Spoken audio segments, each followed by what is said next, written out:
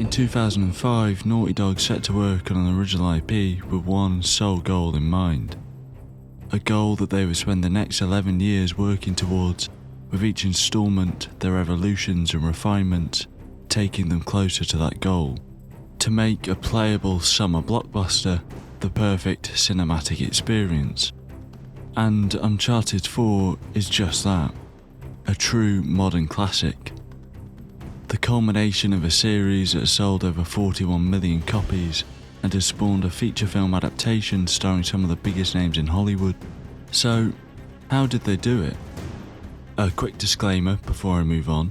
I purposely skim over much of the plot of the first two games and some of their characters, hopefully for reasons that will become clear as the video plays out.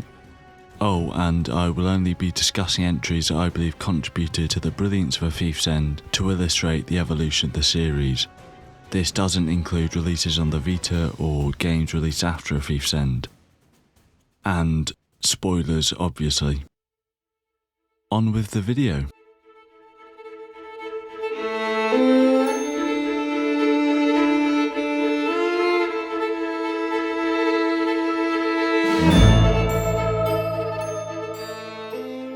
The score kicks in, the words of Francis Drake give way to his coffin, buried at sea off the Panamanian coast, and the adventure begins. Our protagonist, Nathan Drake, cracks open the coffin, filmed by journalist Elena Fisher. They find it empty, except for Drake's journal, which describes the location of El Dorado. The boat is then attacked by pirates, and the player gets their first taste of combat. Drake's Fortune's third-person shooter system boils down to picking a prime piece of cover and hiding behind it as waves of enemies throw themselves into the open for you to riddle them with lead. You do this across a number of locations. Each are essentially arenas. Not only is this incredibly repetitive, but it's obvious Naughty Dog weren't clear on how to integrate it into the story. The game grinds to a halt every time you open fire. Combat isn't woven into the world either, there's no natural cover or use of the environment. You are dropped into a sandbox with the same set of derelict walls, each a rinse and repeat of the last. So much so that you can spot combat levels from a mile off. The remarkable lack of variety in both the functionality of the combat system and the aesthetic of the levels is understandable considering this was Naughty Dog's first foray into action-adventure, but it's so weak that it's not really excusable.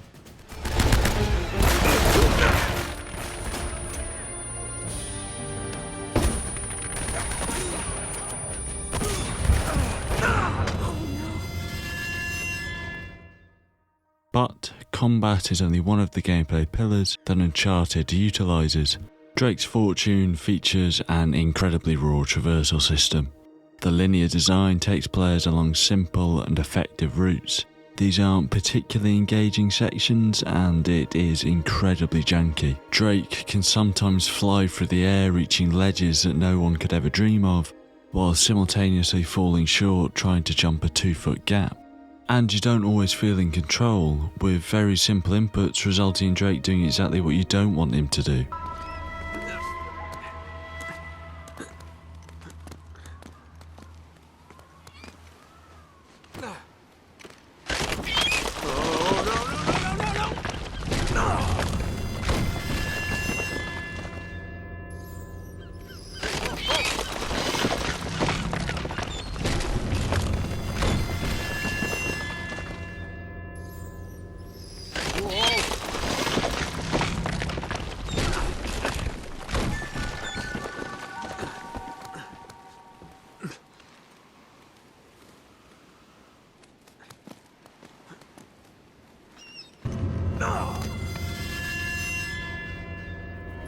The final pillar of any Uncharted game is the puzzles, and they don't feature all that much here, which is understandable. Drake's Fortune is a really short game, so Naughty Dog would obviously want to pack it with action. The two puzzles there aren't great.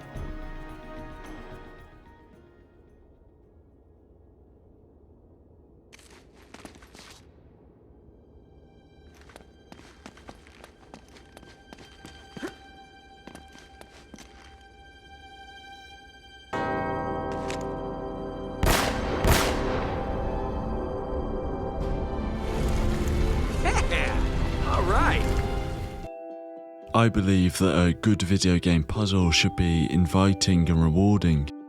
Yes, this is a tough ask. They can't be so hard the player gives up and resorts to the wiki, but it also needs to be hard enough that the player feels like they've been challenged and that they've found a clever solution. Drake's Fortune never quite hits that mark. The tutorial puzzle is far too easy. Because it's an introduction to the game, it's not meant to be challenging, and that's fine. But the only other puzzle throughout the entire experience, the statues puzzle, is an absolute chore. Not because it's that difficult. Once you understand what it's asking of you, it's pretty simple. But because it conveys information the player needs really badly, it's like it doesn't want to be solved. Bingo. Having managed to hold the pirates off, Elena and Nate escape courtesy of Drake's mentor, Victor Sullivan. As they fly to safety, the rapport builds and the group dynamic establishes itself. Drake, the charming and go-lucky treasure hunter, I had everything under control until they blew up the boat. Sully, the shady old man, Well, if it isn't the beautiful and talented Elena Fisher. Flattery will get you screen time. Yeah, I'm more of a behind-the-scenes kind of guy. Victor Sullivan. For Christ's sakes. Well? Little present from Sir Francis. Oh, so you found the coffin. Wait a minute, is this what I think it is? Drake's lost diary. He faked his death, just like I said, Sully. He must have been onto something big. Yeah, well, let's just keep that between us. Thanks for the loan, Mr. Drake. I think I've earned a look at that diary when we land. and Elena is, well, left behind. Our crew, and I promise you that...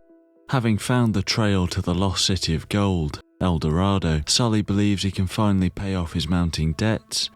Fearing that the broadcast of Elena's show would attract too much attention, he convinces Nate to ditch her. Because we're gonna have every two-bit scumbag in the world racing us to this treasure unless we cut her loose right now. You're a real gentleman, Sully. Sir Francis's coordinates lead them to an alcove that once housed a large statue. A gold statue? A huge gold statue. And look here, these people, they're worshipping the damn thing. At least, I think they're people. Of course. El Dorado, the Golden Man. Sully, it wasn't a city of gold. It was this. It was a golden idol. Man, can you imagine what that thing would be worth now? Look over here. Tracks. I bet the Spanish dragged it out on cut logs. We're 400 years late for this party. So the trail's cold. Yeah, it looks that way. Son of a bitch. Unless Unless what? we follow the tracks. While on the island, they find a Nazi U-boat containing pages from Francis Drake's journal, showing where they took the Golden Idol. And it's here we're introduced to the game's villains, Gabriel Roman and Navarro. The villains are fun. Roman with his quintessential English arrogance, a quality that would go on to become a staple of the franchise. His goons, Eddie Raja and Navarro, are served well by fun performances, but aren't given anything to do, no backstory or development. They're all surface level, and this goes for all the characters. They're archetypes with very little substance. You don't care when they fake out Sully's death, or El Dorado turns out to be a statue rather than a city, but you don't need to. This is a brisk and breezy adventure with, for the time, top-of-the-range graphics and beautiful locations that pull you along for the ride.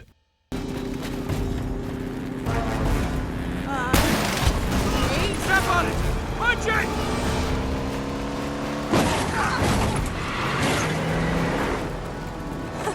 We made it! I can't believe that worked! The writing is sharp, the performances are strong, and the cinematography and direction is great. The score hits all the right notes. And that's the thing about Drake's Fortune. It nails all the technical aspects that make passive media brilliant. It might not invest players emotionally, but it's a great viewing experience. Sure, the combat was repetitive and virtually all the gameplay needed work, but the raw potential was there, the core ideas and themes that would define the series.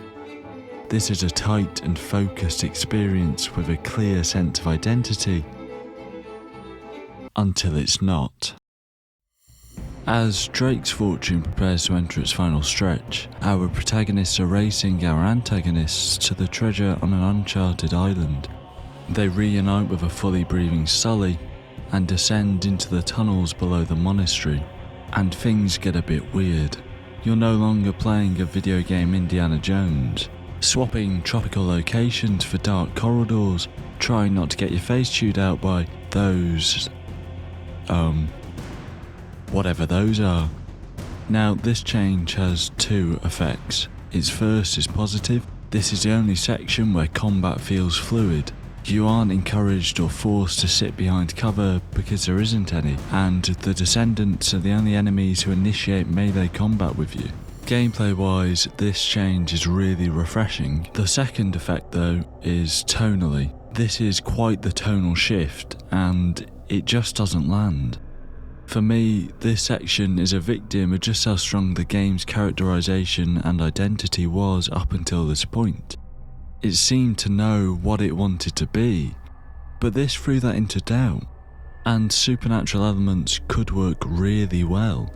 Spoilers, they do so later in the series, but they don't commit to it here. The supposed curse is explained to be a viral infection, or at least I think it is. It's not really clear. It's messy, and it's indicative of the storytelling as a whole. Take Sully, for example. He's obviously Drake's close friend, and the game is detailing their shared adventure. You know, this reminds me. I ever tell you about the time I pawned a phony 16th century Santa off on Pablo Escobar? A risky move, but by the time he figured it out, I was... Nate, are you even listening to me? Hanging on every word. Why waste? And then he dies. Sully! The death of a close friend and the effect this would have on Nathan isn't explored. But that's okay, he's not dead anymore. But now he is working for Roman. The emotional effect this betrayal would have had on Nate isn't explored. But that's okay. Sully hasn't actually betrayed Nate. You are not gonna believe this. Huh? No way! Old Francis took a bullet for you. Yeah. I thought this kind of thing only happened in the movies. Yeah, well, it still hurt like a son of a bitch, I'll tell you that. I bet. Anyway, once they realized I wasn't dead, I convinced Roman that they would never find the treasure without me. So I've been trying to mislead him ever since, waiting for you to show up. The story never goes anywhere because the lead writers were too afraid to take it anywhere. Thankfully, this lack of storytelling ambition didn't stop Drake's fortune from being a commercial and critical success. Once you stopped Navarro from taking the Golden Idol off the island and were reunited with the gang, the future of the series was clear. A light-hearted action flick that absolutely flies by.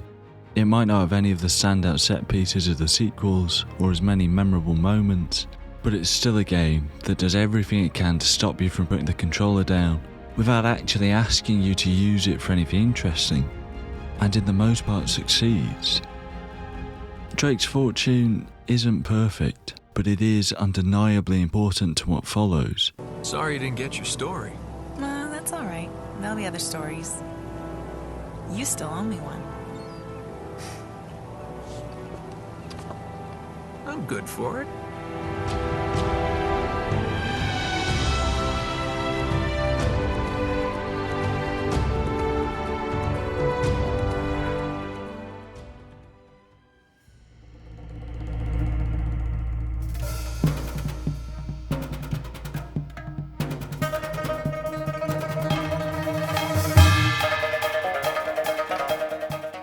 Among Thieves opens with a statement of intent from Naughty Dog.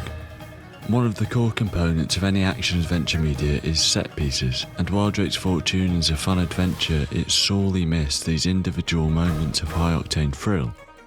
As the words from Marco Polo disappear, and black fades into the game, Nate finds himself in a bad situation. He's sitting in a train car, dazed, confused, and losing a lot of blood. That's my blood. That's my blood. It's a lot of my blood. To make things worse, the train car is dangling off the edge of a cliff, and the player has to climb to safety. Not only is this opening set piece truly brilliant, with no backstory or explanation as to why Nate's here, just immediate danger and life or death stakes, but it's a crucial milestone in the series. It is a treat of visual spectacle. It's bigger than anything in Drake's Fortune by an absolute mile, and things are about to get a whole lot bigger.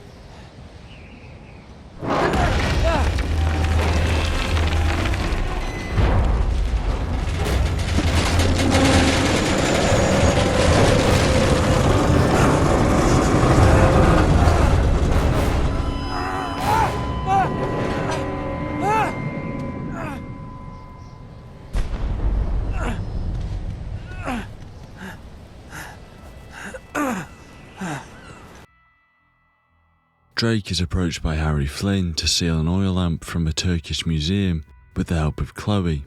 Flynn has been contracted to find the lamp by some mysterious backer, and the group figures out... I don't know, someone want to fill me in? Marco Polo leaves China with 600 passengers and 14 ships loaded down with treasure from Kublai Khan. Now he lands in Persia a year and a half later with only one ship left and only 18 passengers. Now, he recorded every detail of his journey, but he never told what happened to all those ships and the passengers. So somewhere out there are 13 ships loaded with the Emperor's treasure waiting to be found. Yeah, and that is what your client is after. They agreed to take the lamp for themselves and screw over whoever Flynn's backer is. This opening is really great, with the lingering mystery of how Drake ended up dangling off the edge of a cliff in a train. It also sets up the new dynamic for this adventure, with Sully and Elena substituted for Chloe and Flynn, and you genuinely look forward to it. There's obvious chemistry between all three actors, each of them, Nolan North as Drake, Claudia Black as Chloe, and Steve Valentine as Harry, are giving charismatic performances aided by the writing, which is genuinely excellent. The insecurity and constant competition between Harry and Nate is genuinely funny. And personally, I couldn't wait for a full treasure hunting adventure with this ensemble maturing and maybe even flourishing over the playthrough. But I had forgotten one crucial thing. Harry is the most English character we've met so far. Let me see that. Our ships were driven by a great flood tide into the wilds of Java. Sounds like they were hit by a tsunami. Yeah, somewhere off the west coast of Borneo. Oh, great, that narrows it down a bit. Look, this mountain must have been the closest landmark where they went aground. We find that mountain, we find the ships. Yeah, good work, mate. Wait, there's more. Okay, Joe. As if the ocean itself sought to throw off the terrible cargo we carried from Shambhala. The curse of the Chintamani. Would that mean something to you? Shambhala.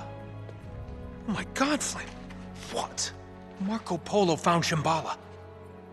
Shangri-La. You're joking. If they were carrying the Chintamani stone, it might still be there. It's all very fascinating, but we really gotta go. Yeah, I'm right behind you.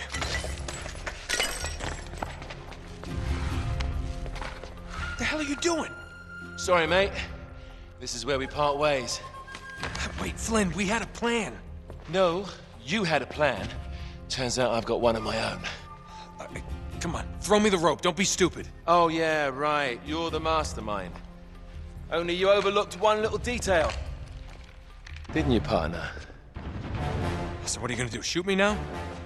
No, I just need you out of the way for a little while. Shit. You think I didn't know about the ships from the beginning? Any schoolboy could have figured that out. Flynn, listen. Face it, genius. You've been played. Not yet. I want to give the guards a decent head start. Right, that's my cue. No hard feelings, yeah? And while I was disappointed by this narrative choice, the museum sequence marks another important improvement in the series. It's the first sizable stretch of gameplay when nobody gets shot. And why does this matter? Because these are Naughty Dog's first nervous steps away from a purely action-based experience.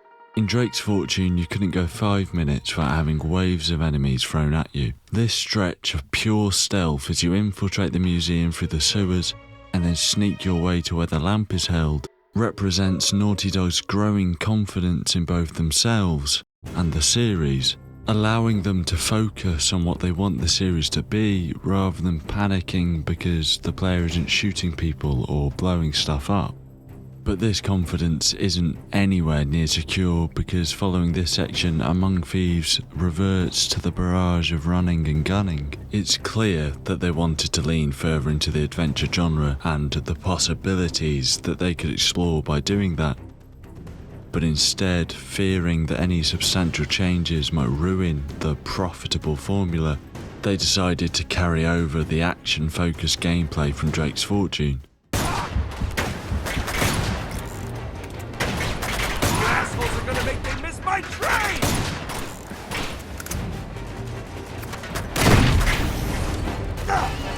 Nate is caught and thrown in prison, relying on Victor Sullivan to secure his release. With the help of Chloe, Nate and Sully track Flynn and his boss, international war criminal Zoran Lazarevic, to Borneo. Having infiltrated Lazarevic's camp, Nate begins to understand that he's had it all wrong from the start. Wait a minute. Damn. Sully, I don't think the Chintamani stone is here. What? Listen to this. I would have sooner endured the wrath of Kublai Khan himself than remove the Chintamani stone from that sacred shrine.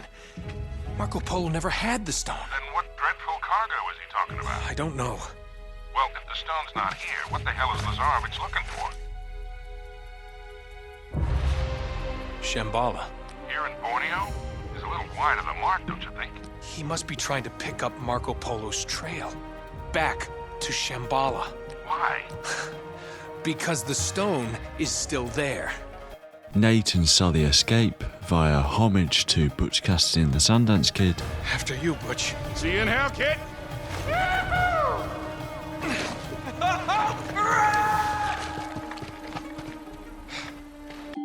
And the story moves to Nepal, where Nate is reunited with Elena, but without Sully, who decides to be a pussy so that the writers can focus on Nate's relationships with Elena and Chloe. And to be honest, I'm not entirely sure how I feel about it. Chloe is really well characterised as a survivalist, contrasting nicely with Drake's heroic instincts, creating good moments of tension and conflict between the two of them. But I didn't really buy into the romantic competition between Elena and Chloe, even though, in theory, it should work really, really well. Chloe represents a more corrupted view of Nate's line of work, essentially being a thief for hire, whereas Elena appeals to Nate's better, more compassionate side. This is illustrated best by the reasons why they're involved in the plot. Chloe has been hired to help steal an artifact and only remains involved in the plot because she wants to screw over Lazarevic and beat him to the treasure. Whereas Elena and Jeff are shadowing Lazarevic in an attempt to prove he is still alive, which you'd think would be easy considering his army is taking a liquid dump on every temple in the city, but apparently not. This is great storytelling and provides a brilliant starting point for their love triangle, but I think the reason it didn't work for me is because it's surface level. there's no depth to it. For reasons I'll get into later, not much time is devoted to developing the cast of characters or their relationships, and Nate's relationship with Chloe is easily the biggest casualty. But one relationship rose above the others as Nate cowered in the shadow of a legend of the genre. A character who will go down in history as a stalwart of not just the franchise, but the industry as a whole. Jeff. It's called the Chintamani Stone. Nate? It's a massive raw sapphire. It's worth millions. So let me get this straight. You're competing with a psychopathic war criminal for a mythological gemstone? When you put it that way, it does sound pretty stupid. Yeah, thanks for the input, Jeff. There is some really great stuff between Nate and Elena. Among Thieves doesn't develop their relationship. What's here is just an extension of what was already established in Drake's Fortune. But Drake's immaturity and Elena's tolerance of it makes for some really great moments. Good. So, on a scale of 1 to 10, how scared were you that I was gonna die? 4. 4? Yeah, why? A 4. Yeah. You were at least an 8. An 8? You were a total 8. An 8? Those Guardian things were an 8. Are you kidding me? Yeah, those were terrifying. What's a 10? Clowns? Clowns over my death? I hate Clowns? clowns. I hate clowns. Oh my word. You thought I was dead.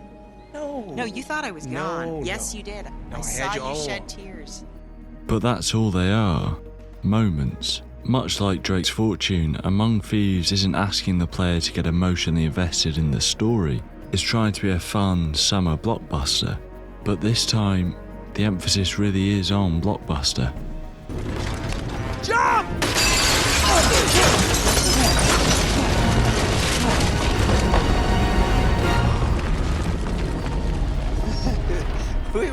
We were almost in that.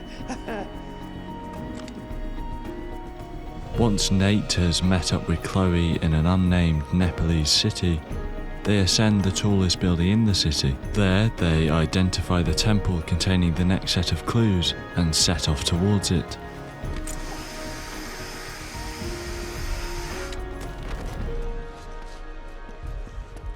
Damn it. How the hell do we get across?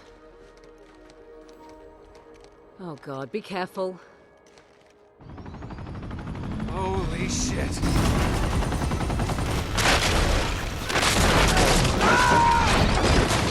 Here, I've got you. Give me your hand. Just go! I'm right behind you, go!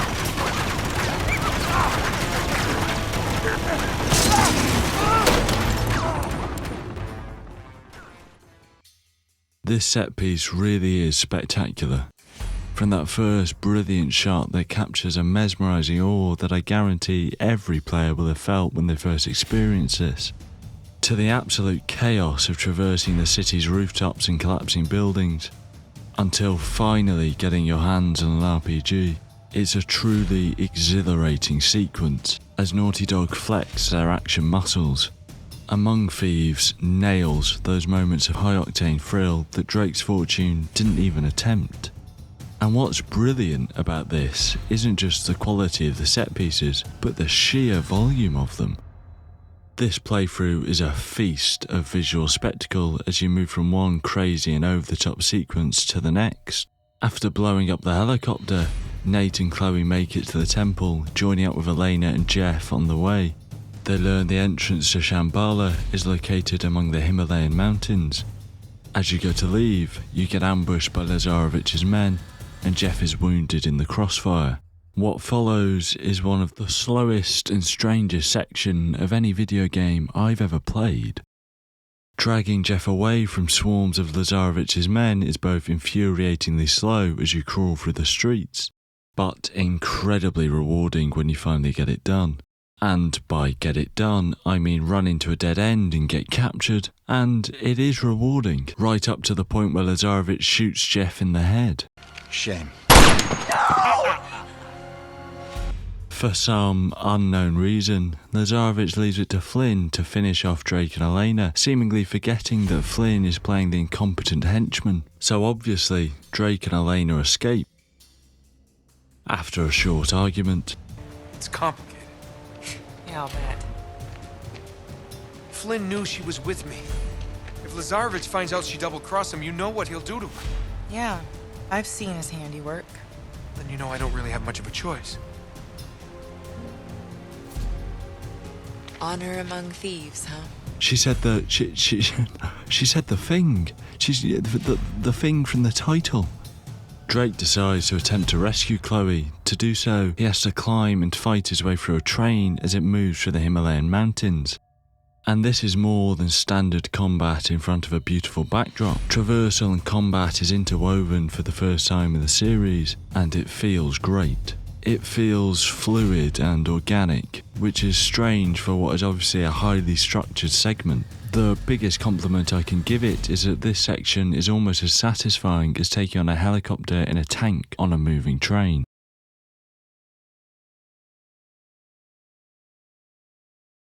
A train to catch ends with you taking on a helicopter in a tank that's strapped to a moving train.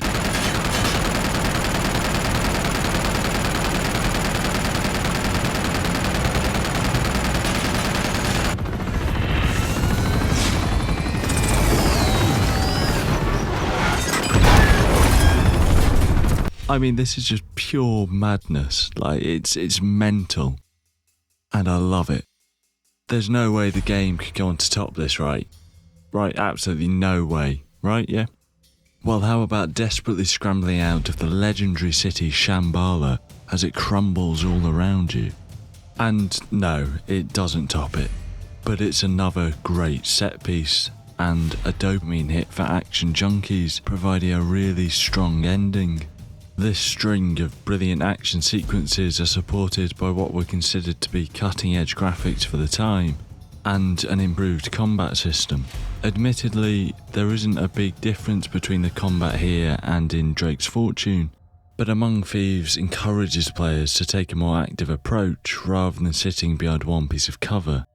Combat still revolves around using cover, but the AI are more aggressive and intelligent than before, forcing the players to actually move around the levels. This might not seem like a big thing, but Drake's Fortune's combat felt static and frustrating as you were able to sit behind one piece of cover until you wiped out every enemy. This sprinkling of fluidity gives combat sections more moments of tension as you desperately try and scramble for what cover you can find from the overwhelming number of enemies.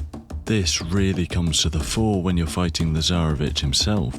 That entire level is designed for the player to continuously run away from Lazarevic, occasionally turning to deal damage to him. There's no cover anywhere, and Lazarevic is so aggressive in his pursuit that having cover would be pointless.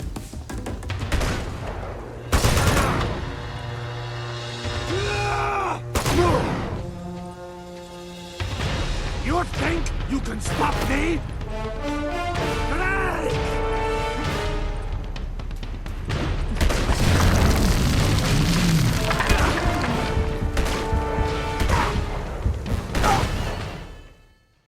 And talking of Lazarevic, Graham McTavish absolutely kills it here. While the writing can sometimes be incredibly cheesy, his performance carries it so well, and is far more memorable than any of the first game's villains. Son of a bitch. Now what do? Just stay behind me. Drop the gun. Do it! Stay back! Shit. I should have killed you myself when I had the chance. Not a mistake I will make twice. Back off! Oh, pull the trigger, little one. See how long you live. Now, you will open the passage to Shambhala. Go to hell. Are you a student of history, Mr. Drake? I've read a book or two. Genghis Khan, Hitler, Stalin, Pol Pot, they were all great men. But do you know why they prevailed? I'm sure you're gonna tell us. Because they had the will to do what other men would not. Compassion is the enemy. Mercy defeats us. Now, unless you wish to test me still further, you will drop your weapons! Among Thieves also improves on the supernatural elements from the first game. Shambhala is protected by guardians, strange creatures who gain special abilities by drinking the sap from the Tree of Life, and this is what Lazarevich was actually after, not the Chintamani Stone. The reason this lands better than the supernatural enemies in Drake's Fortune is because they commit to it here. They don't attempt to give it a natural explanation, they don't need one. These aren't games that pride themselves on realism, so supernatural elements that lean into the mythos of the specific treasure Drake is hunting are welcome additions. And I've got a long time without mentioning one of the most important parts of any Uncharted game: the climbing. And really, that's because barely anything has changed. Among Thieves does try and break up the monotony of the same simple routes, but this only ever goes as far as having a ledge crumble away once you've already jumped from it. There is one larger set piece on a bridge that utilises a changing environment during traversal really well.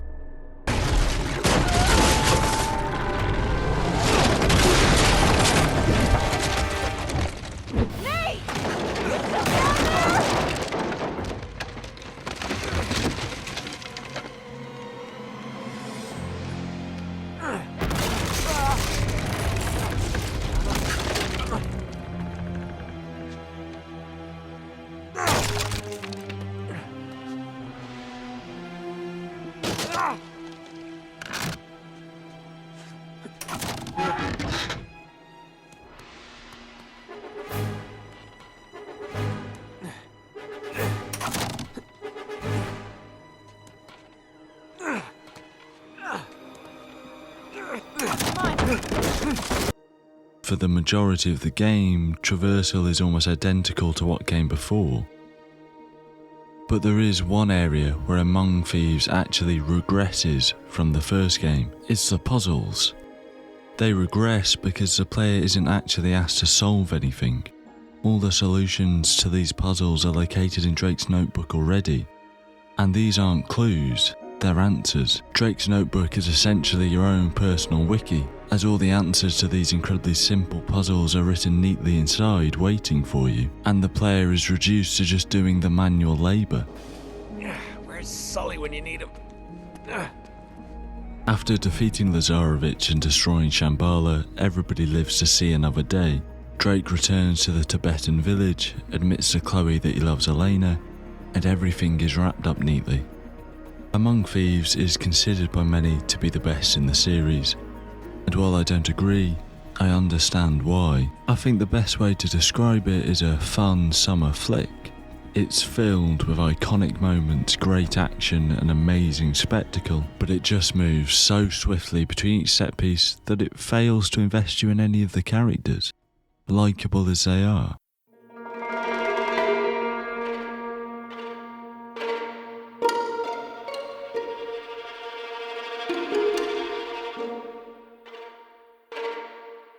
Drake's Deception takes players to the most exotic location in the series to date: London.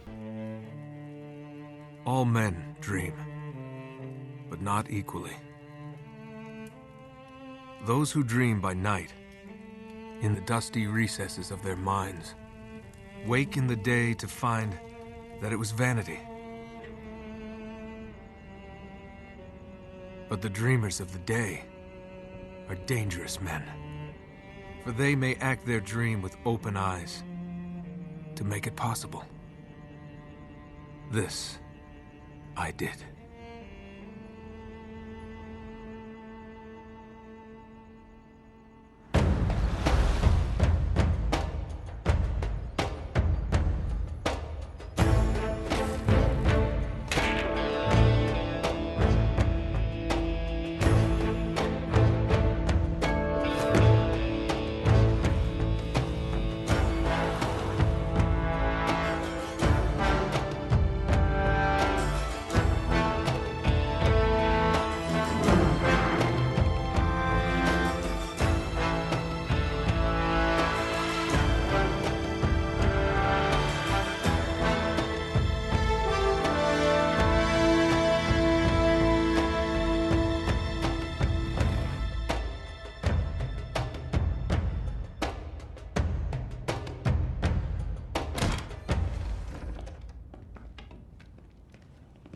Hands up.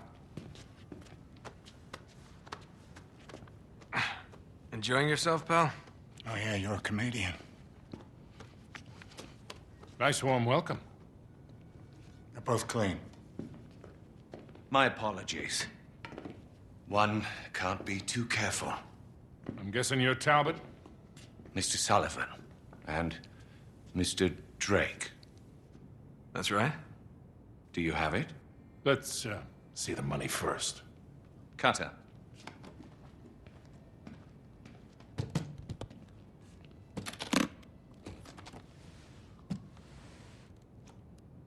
It's all there. Now let's see it.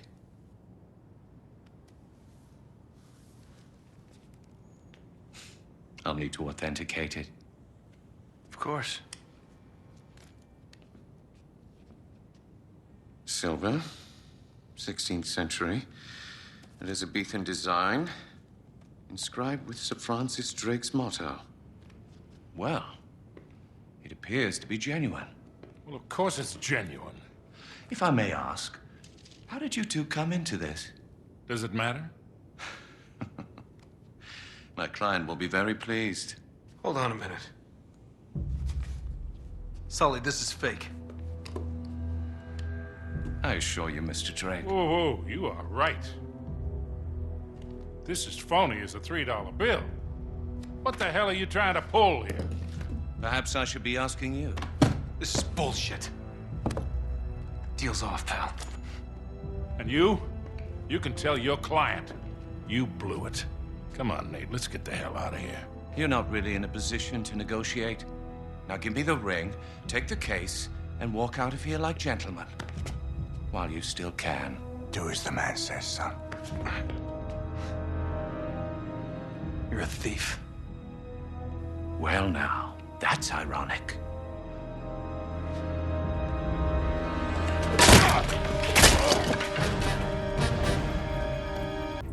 There is nothing unique or special happening here. It isn't attempting to do anything new, but everything it does attempt, it does really well. Firstly, Sully's back.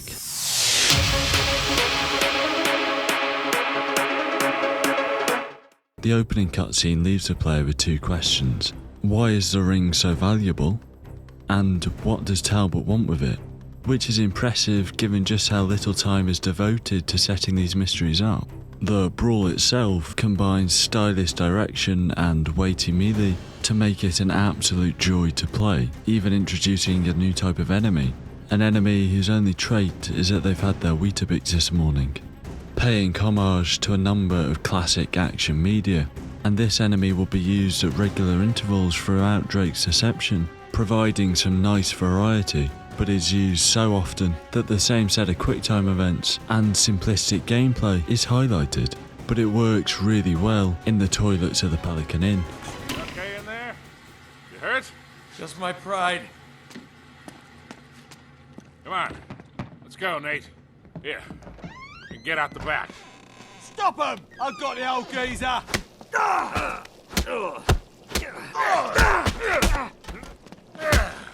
How's that? Ready to go, kid? Yeah. Let's go.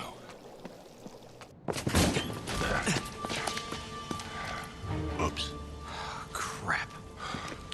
Oh, damn it.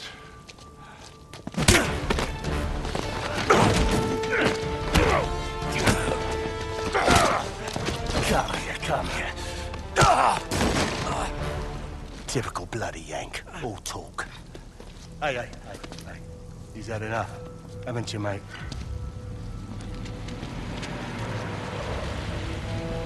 Don't. Stay down.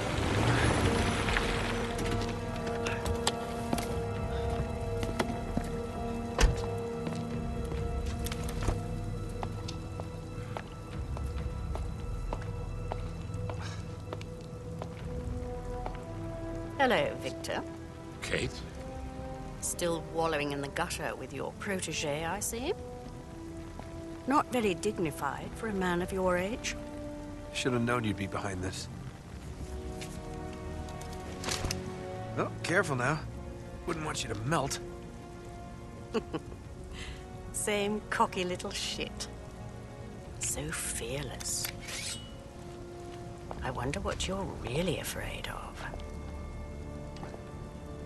Not bullets or blood or broken bones. No. You get off on all this, don't you? Cheating death. Or not. No. Mr. Sullivan, I won't harm your precious boy. I merely want what's mine. Give me that back. Cutter! Oh, no. Oh. Shut up! You fool! Oh, you're bloody welcome, Your Majesty. Marlowe, we have to get you out of here. Oh, come on. They're a right pair of arseholes. What?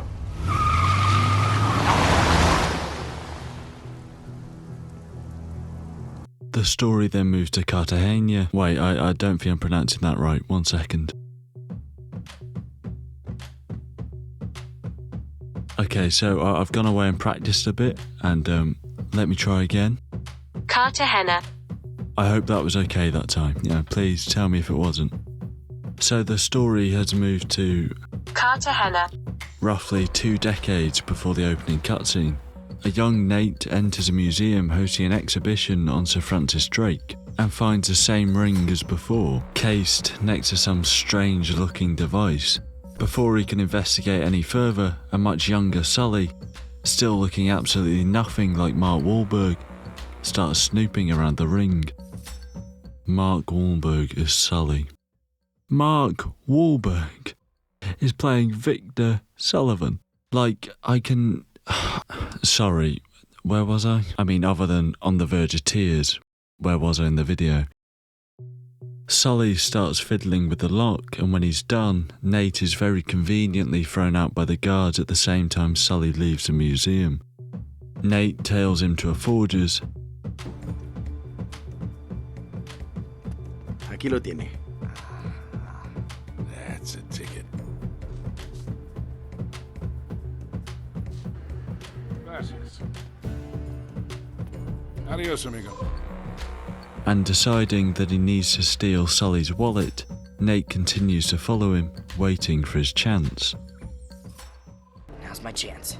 It seems we have some time to kill. I got an idea. We can while away a few hours.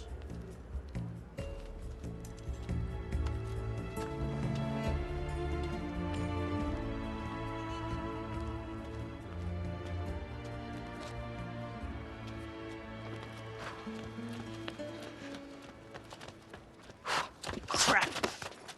Suélteme, viejo! Let's try that again. Let go of me. Ah, that's what I thought. Now don't try to run. You're a long way from home, son. Don't call me that. Parents must be worried about you. Yeah, not likely.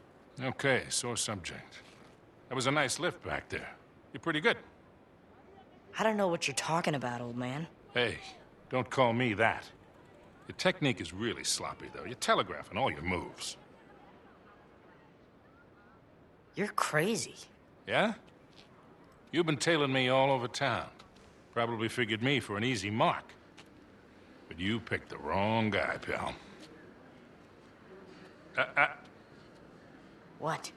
My wallet. Fine. Maybe we'll just call the police. Go ahead. Of course, they might wonder why a middle-aged tourist is following young boys down alleyways. You are a crafty little beggar, aren't you? I know how to take care of myself. Anyway, I'm pretty sure you don't like the cops any more than I do. Good point. Kid. The wallet.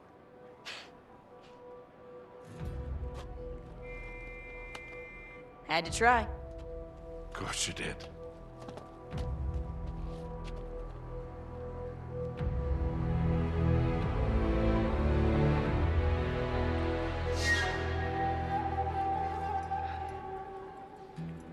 Telegraphing all my moves, huh?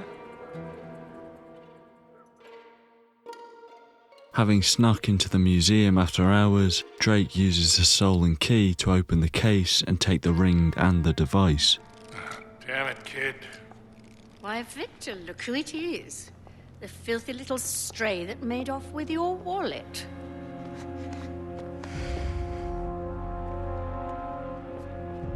Come on, son. You haven't got a chance. Just hand it over. Now, the ring.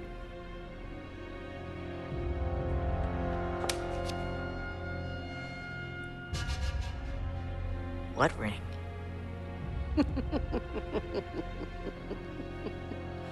Catherine! Who do you think you are, boy? You're nothing but a filthy, cast-off little beggar. You're not fit to touch these objects. What the hell do you think you're doing? He's just a kid. What follows is the first on-foot chase in the series. And for obvious reasons, it relies incredibly heavily on the traversal mechanic, shining a spotlight on a system that hasn't been all that engaging in previous installments. But it's up to the task. Traversal throughout Drake's Deception is far more engaging than it had been in Among Thieves. But not because of any mechanical change, instead it's down to the level design. Whereas before, climbing levels were treated like filler, small opportunities for the player to relax in between combat levels. Here, Naughty Dog explores how these sections can be fun and engaging in their own right. With beautifully intricate routes, great direction and beautiful locations, some of the best moments in Uncharted 3 happen without a gun in sight. I will talk more about this when the plot gets to some of the other gameplay elements, but what Drake's Deception does is make Uncharted more than just a shooter. The introductory sequence also features another first in the Uncharted series, backstory. Going back 20 years to Cartagena. Players get to see what a teenage Drake's life is like, and stealing from museums to hunt treasure isn't exactly normal, and he's doing so alone. This perhaps explains his remarkable lack of maturity. Another fool's errand. Jeez, does he always go on like this? Were you impressed?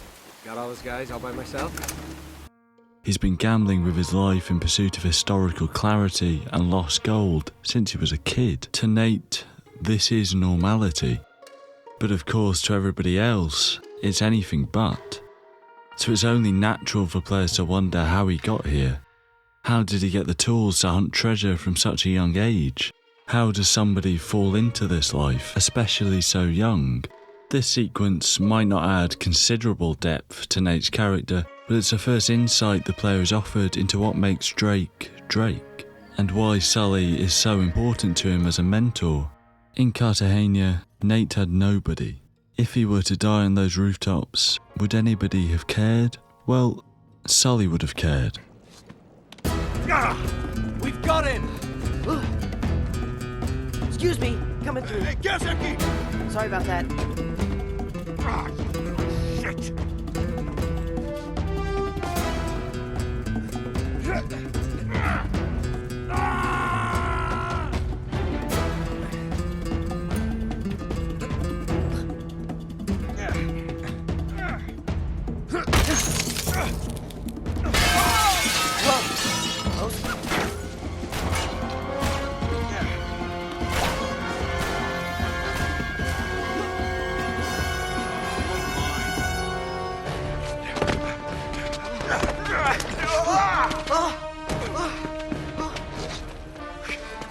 Look what we have here.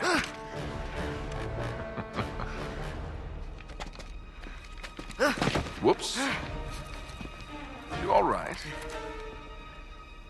What are you shaking for? Just close your eyes. This won't hurt a bit.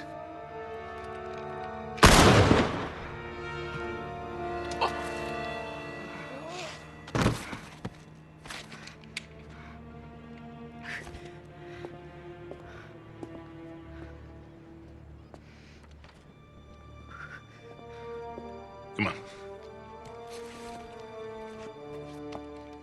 You're okay, kid.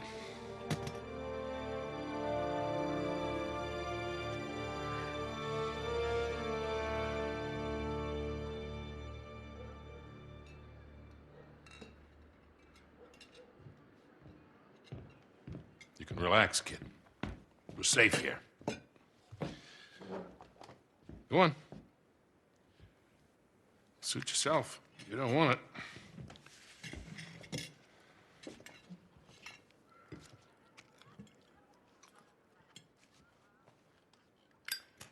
What do you want from me? A little gratitude would be nice. I did just save your ass back there. Thanks. But what's in it for you? I mean, you're a crook, right? You gotta have an angle. You are one piece of work, kid. What's your story, anyway? Look, mister. No offense, but I don't even know you. Easily remedied. Victor Sullivan. This would be the part where you introduce yourself. Okay. Suppose you tell me what's so special about that ring. It belongs in my family. I'm just taking it back. Passed down from Francis Drake himself. That's right. I don't know how to break this to you, kid, but Drake didn't have any heirs. No children. Well, not with his wife back in England, anyway. Okay, good point. Let me see it. Come on, kid. If I was gonna take it from you, I would have done it by now.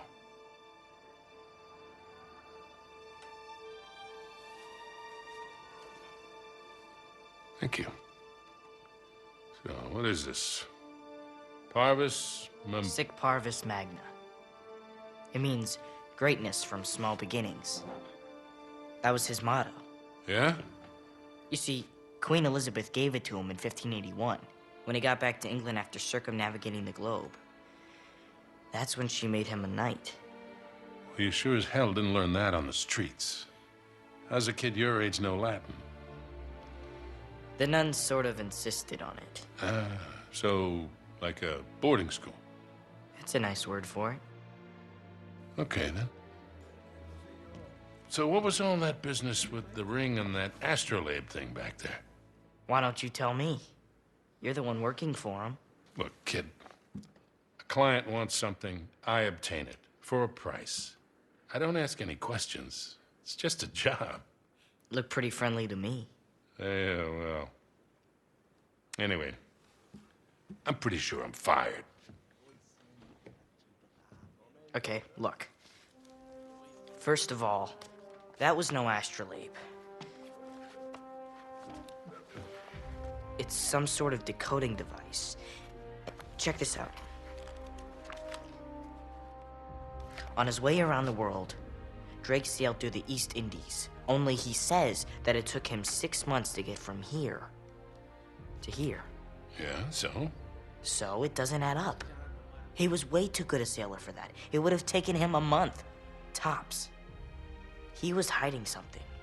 Something big. How big? Like secret mission from the Queen big. Like millions in plundered treasure that hasn't ever been recovered big. That big? That big. And that decoder has something to do with it? I would bet my life on it. Oh, swell. And Marlowe's got it. Won't do her much good without the key. So it's a stalemate, then? For now. So you still haven't told me what your name is? And you still haven't told me what you want from me. Okay.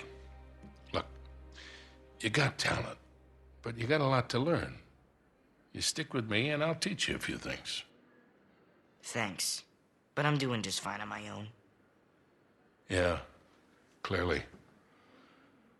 What do you say we try this again? My friends call me Sully. Nathan Drake. Nate. Drake, huh? Okay. I see great things in our future, kid. Great things. The story then resumes in London, with the twist that Cutter was working with Drake and Sully, and the ring Marlowe took was a fake. The trio escape the cops and meet up with the fourth member of their crew. Evening, lads. following Marlowe and Talbot to their underground network. Who the hell drives their car underground? Oh, well, let me think. Someone who doesn't want to be followed. It's just a guess. Marlowe attempts to use a decoding device, realizes the ring is fake, and courteously runs away so that Nate can use his decoding device.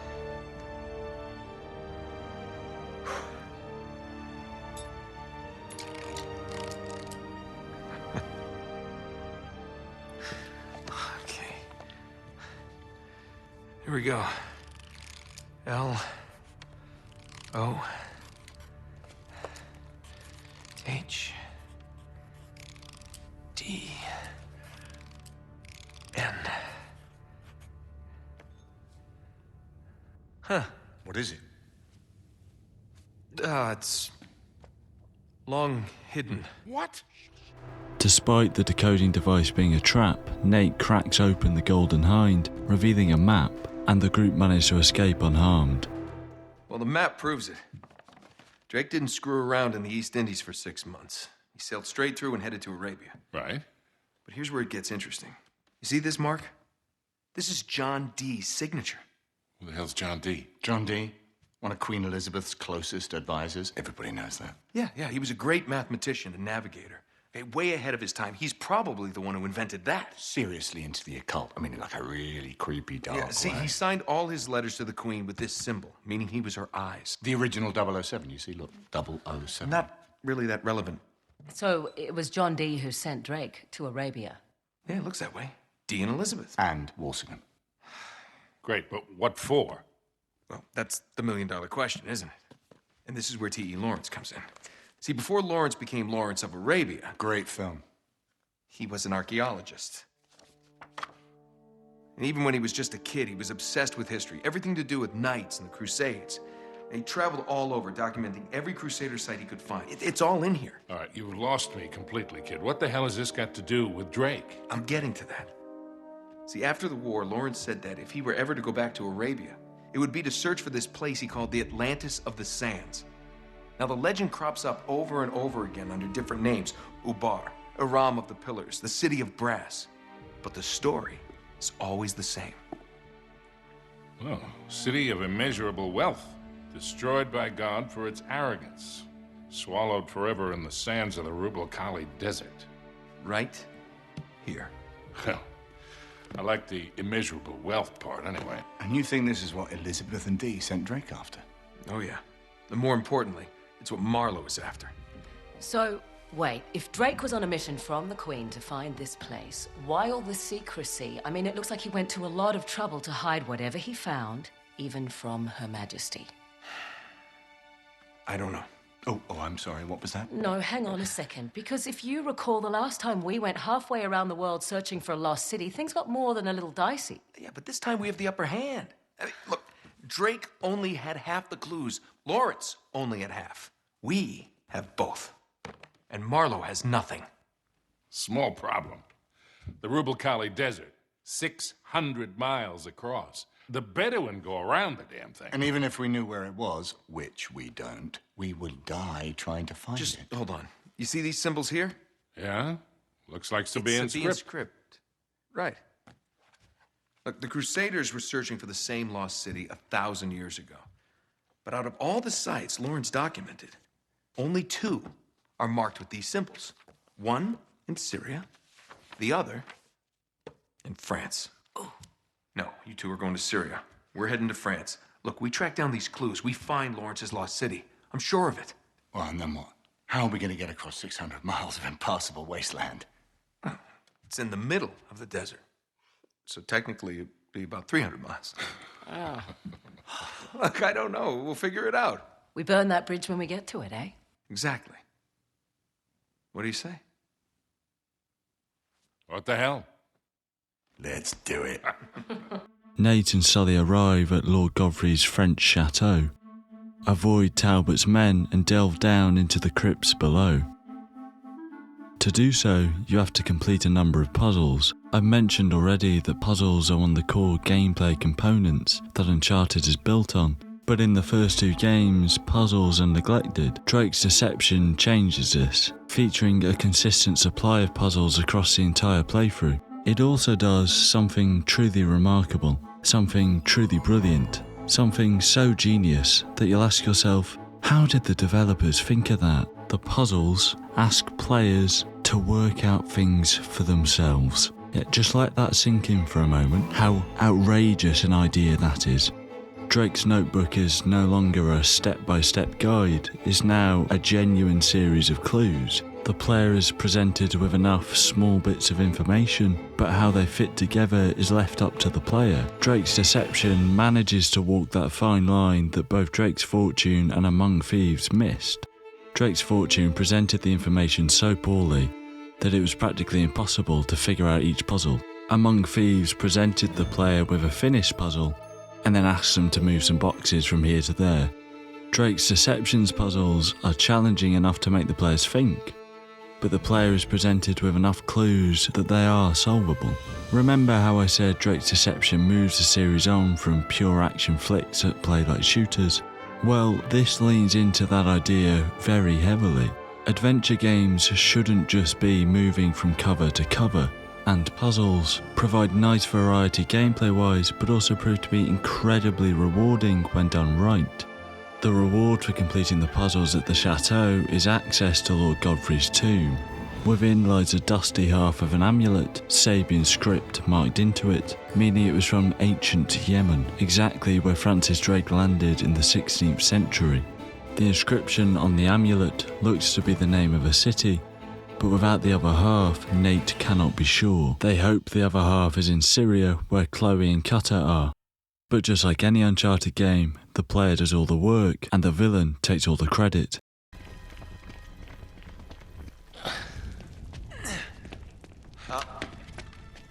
I wouldn't recommend that. Shit. Nice work, gentlemen. Harris, please relieve Mr. Drake of the artifact. Yeah, Harris. Come get it. Now, it's hardly worth dying over, is it? Your friend doesn't think so. Come on, Nate.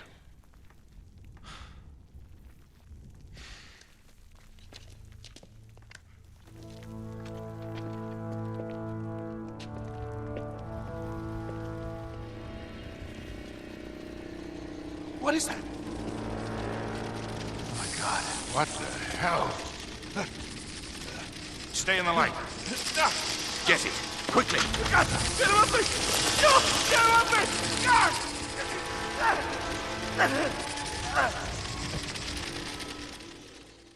With the amulet now in his possession, Talbot orders his private army to burn the chateau to the ground, and the first big set piece begins. As Nate and Sully scramble for their lives, you can't help but notice one thing: just how gorgeous the visuals are. The depth, detail and texture of every part of this crumbling building is truly astounding. If Among Thieves turned the scaleometer all the way up, then Drake's Deception, keeps it there, I guess. Just make sure you never look at how shockingly bad the spiders are. Instead, watch some character development.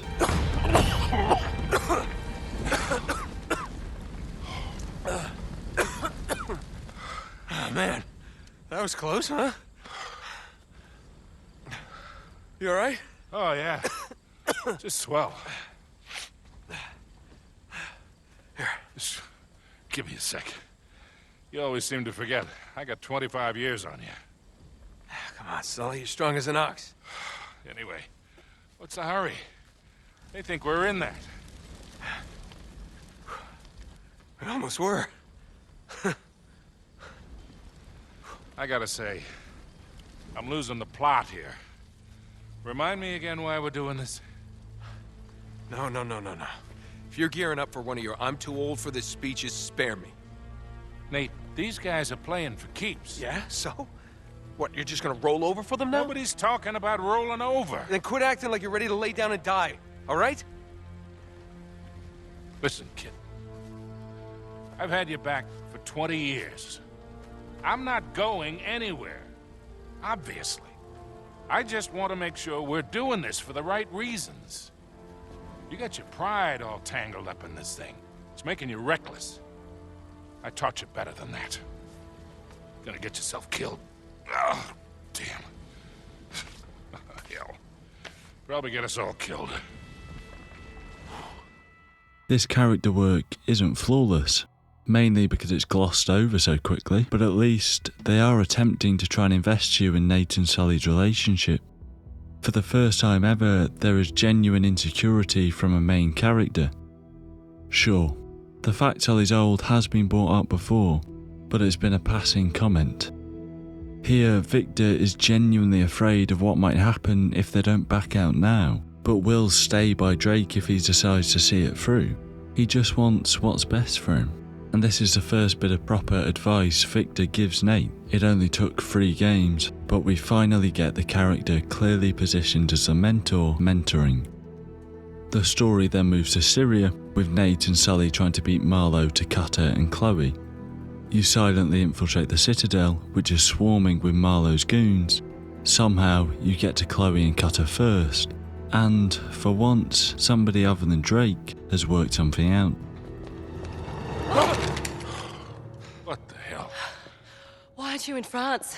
We're rescuing you? From what? We thought you were captured. Or worse. Wait, why? Talbot ambushed us at the chateau. It was a trap. Yeah, we figured they must have followed you too. Well, yeah, they're definitely here. Yeah, no kidding. So we might want to think about keeping it down a little. What happened to you two? We've been trying to reach you for over 24 hours. Oh, right, I need to top up my minutes. You're using a prepaid phone? Mate, those contracts are a complete rip-off. What? Mine's broken. Again? Look, just forget all that. You'll never guess what we've discovered. I've got it all in here. Not only did Elizabeth's spy network stretch all the way over here, but they were all part of some sort of hermetic secret society. The British Occult Secret Service, the School of Night, the Hellfire Club, the Order of the Golden Dawn, they're all connected. So John Dee... And Francis Walsingham and Walter Raleigh and even your mate Drake, they were all in on it. But for them, it was all about the power. Controlling their enemies through espionage, deception, fear. Hey, guys. Wait. So Marlowe and her crew... are the same secret order 400 years on. We cut to the goddamn chase, please. Yeah, we really need to keep moving. Sure. Here, look. Quod est superius. Est sicut quod est inferius. As above, so below. That's the key to all of this. We need to get to the highest point of this castle. Thus, the stairs. Well done. To get to the highest tower, the group has to slaughter waves of enemies, and I guess this is as good a time as any to talk about combat. To be honest, not much has changed. It's practically identical to what has come before. The level design is still poorly integrated, with the cookie cutter pieces of cover conveniently positioned as always.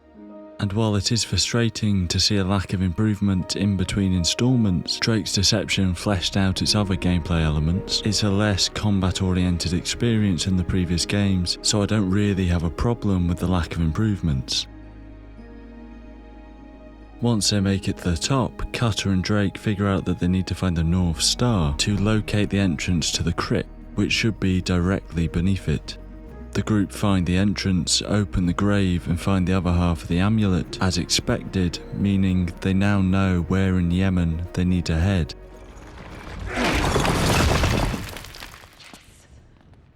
Thanks very much, I'll take that.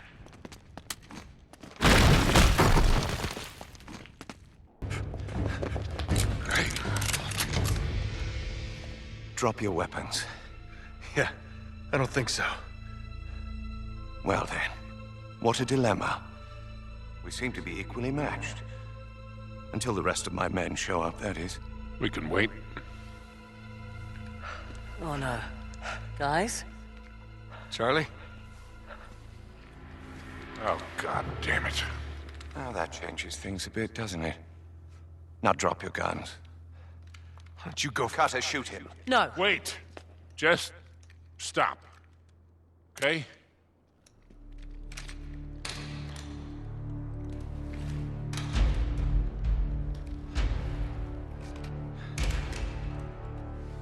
better, isn't it?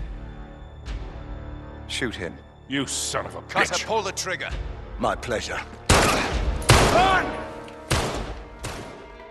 I think it's time to talk about Charlie Cutter. Cutter is portrayed by Graham McTavish, the same actor who played Lazarevich in Among Thieves. His performance is what makes Jason Statham All right, lads? such a great addition. And I was genuinely really disappointed when we never saw him again. Now, that's not quite true. We get a scene where he breaks his leg, everybody survives, and then the group escape on a bus. And it's after that that he disappears into the ether, never to be seen again. A strange creative choice. At this point, we're about halfway through the experience, and it's very clearly supposed to be an adventure embarked upon by Nate, Sully, Cutter, and Chloe as a group. And to throw away what was a great ensemble after working exceptionally hard to invest the player in the dynamic just doesn't make sense. And the writers knew this. It wasn't a creative choice to break up the dynamic. At some point during Uncharted 3's production, McTavish was offered a role as one of the dwarves in the Hobbit trilogy, sacrificing the creative vision for Drake's Deception to make an amazing trilogy that definitely isn't a complete waste of space, that deserves to be wiped from history. So Graham, if you're watching, you won't be, but if you are, a written apology at my door within the next 3 to 5 days.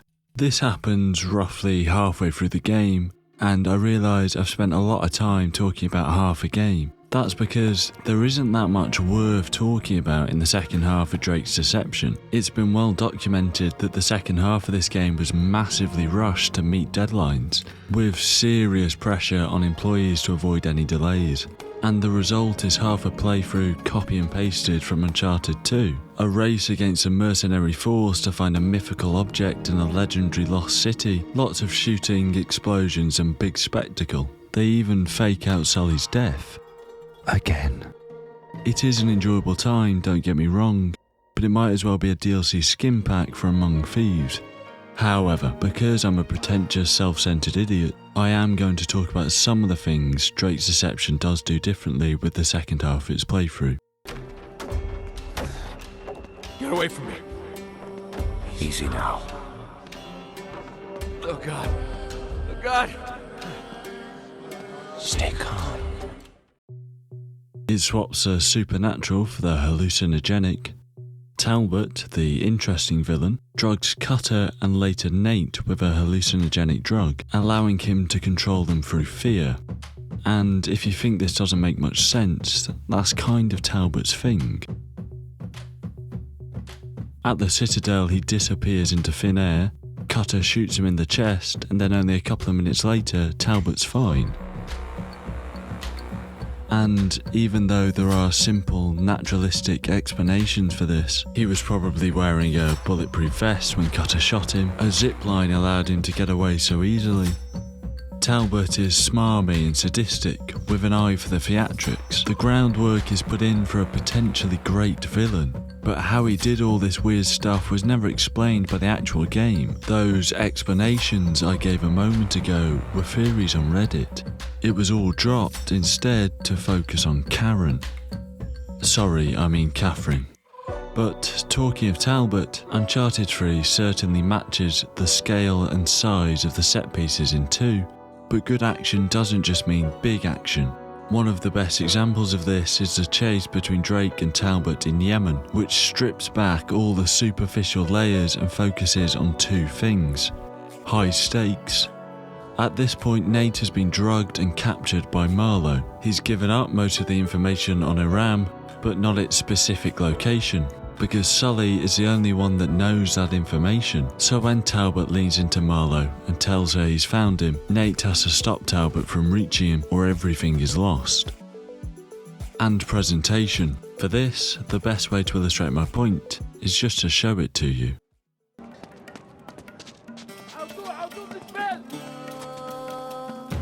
وين رايح هيدا؟ وين فايت يا زلمه؟ رح يمسكوا من اول الشارع.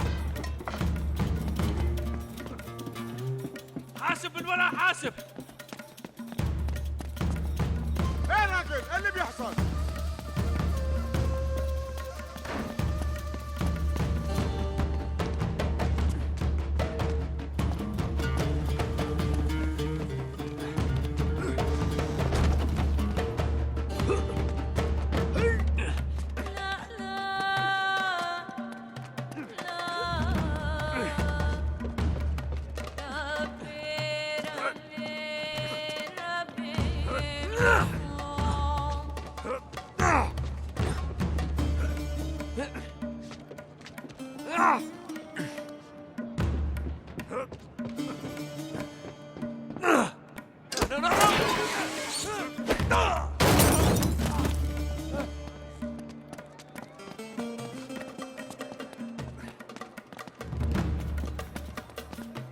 شرطة! وقف عندك شرطة! وقف! ولك وقف، احنا البوليس!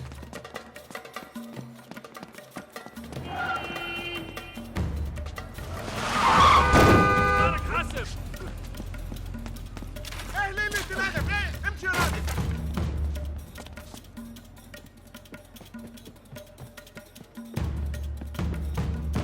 اطلع برا! اطلع برا!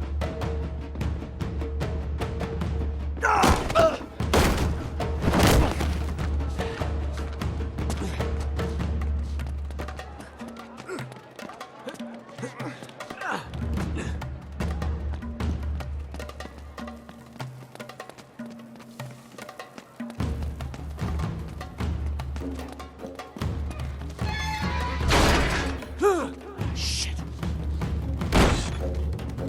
Damn it. Surprise, asshole.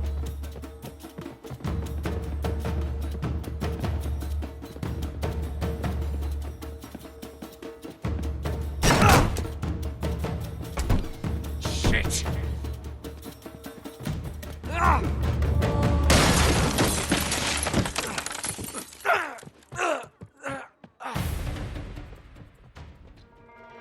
Is just flawless. Uncharted 3 also attempts, with varying degrees of success, to add depth to the characters and relationships in the final stages of the playthrough.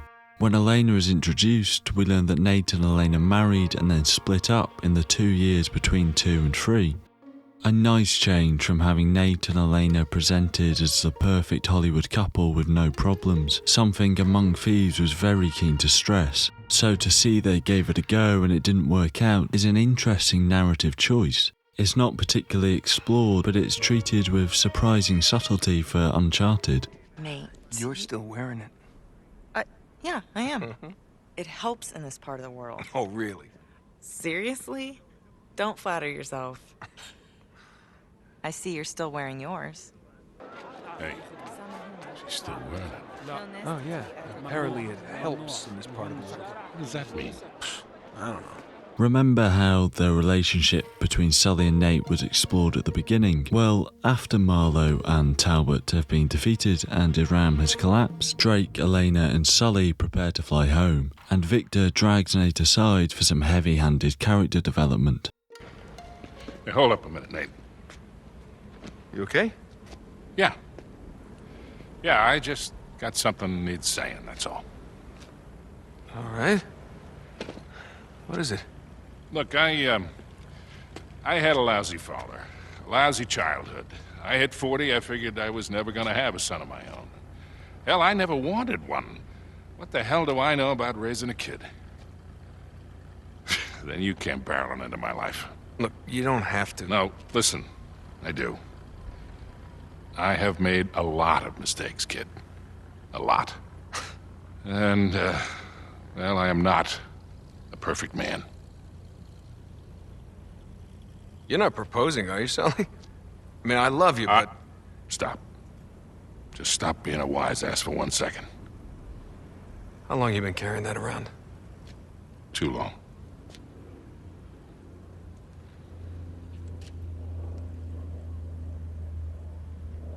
Thought I'd lost it. Here's the thing, kid. We don't get to choose how we start in this life. Real greatness, it's what you do with the hand you're dealt. I think maybe, just maybe, what the game is trying to subtly hint at is that Sully is a parental figure Nate never had. Maybe there's just a small chance of that being the case. Uncharted 3's development caused a lot of problems, but what it does well, it does really well. The first half of the experience is comfortably the strongest sequence of any of the first 3 games, and it's a real shame that a company line of no delays caused them to rush the rest of it. But Drake's Deception makes a lot of small changes that are integral to what makes 4 such a great game. It offers a more diverse range of gameplay and attempts to develop the characters. It might not succeed in all of this, but the intent was there for the first time in the series. It might not be remembered by fans as fondly as 2, but perhaps it should be.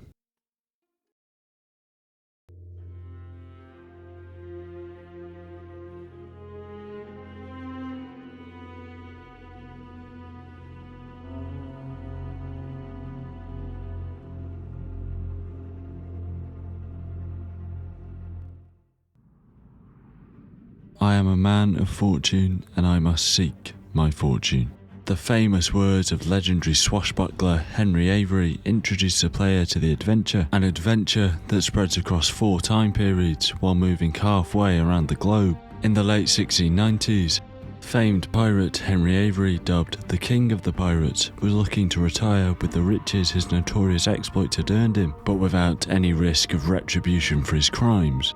After his supposed death, he invited any pirates who proved themselves worthy to join him.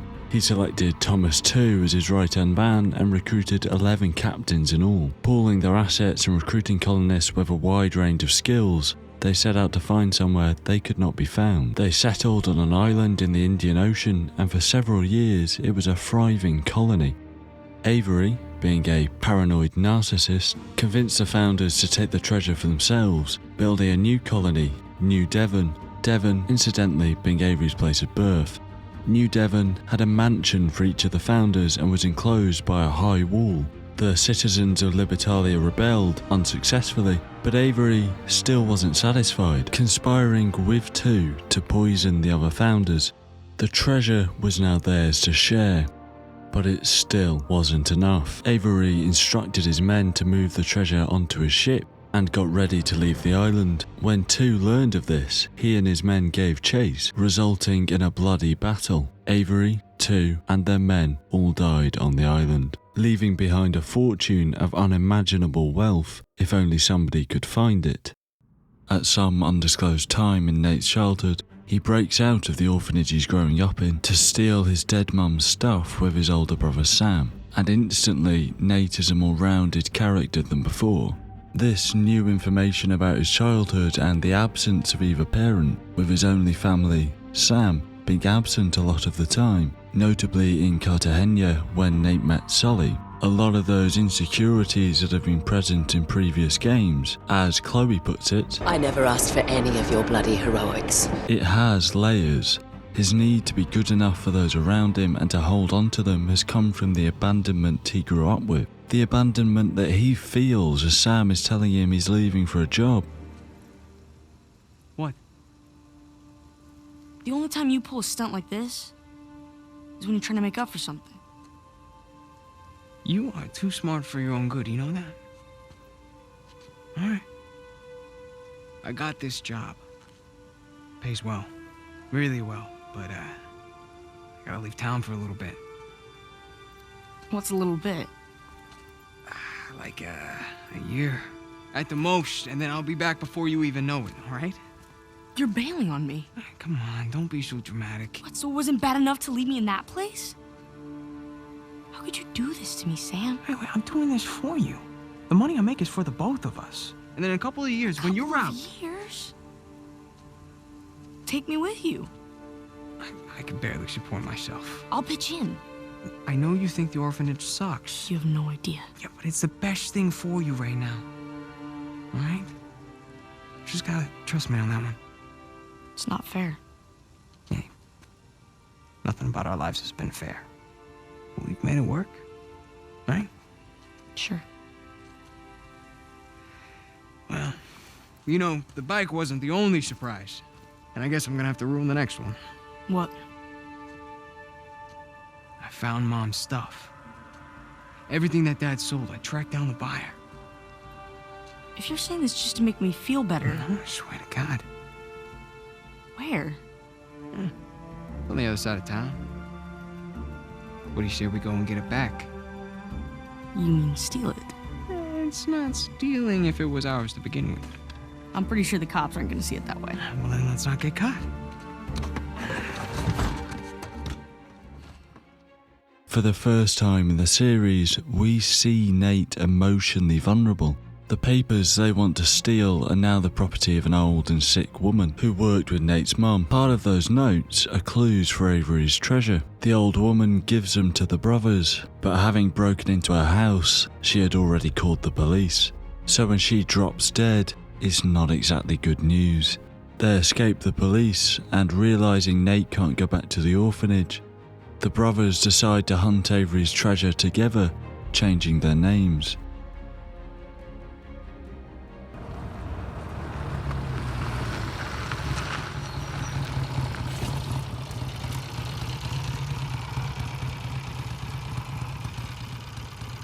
I'd say we're clear.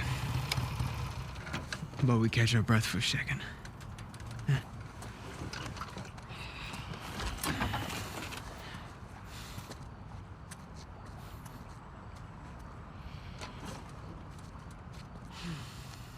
Some night, huh? Some night. That old lady. Hey, you listen to me. That wasn't our fault back there. I mean, that lady, she was, sick. I mean, it's okay to feel bad, but there was nothing we could do about it. So what are we gonna do now? I can't go back to the orphanage. You can't go back to your job. Then we don't. Sure. No, I'm serious. We get as far away from this place as we possibly can. Yeah? And how long till the cops find us? Well, I think they'll be looking for Nathan and Samuel Morgan. Yeah, that's us. What if it wasn't? That stuff is that poor old lady. Here. I always felt that we were destined for something great. But until tonight, I didn't know what that meant. But this, Mom's unfinished work, this is our chance to restart our lives with brand new identities. What are you talking about? I know some guys. Pretty good at forging papers, too. Now, as for our new name, Mom believes that Sir Francis Drake had heirs. Who's to say he didn't? You're serious, aren't you? Nathan, we were meant for this. And I promise, you and me together, we're gonna go far. So what do you say? Nathan Drake?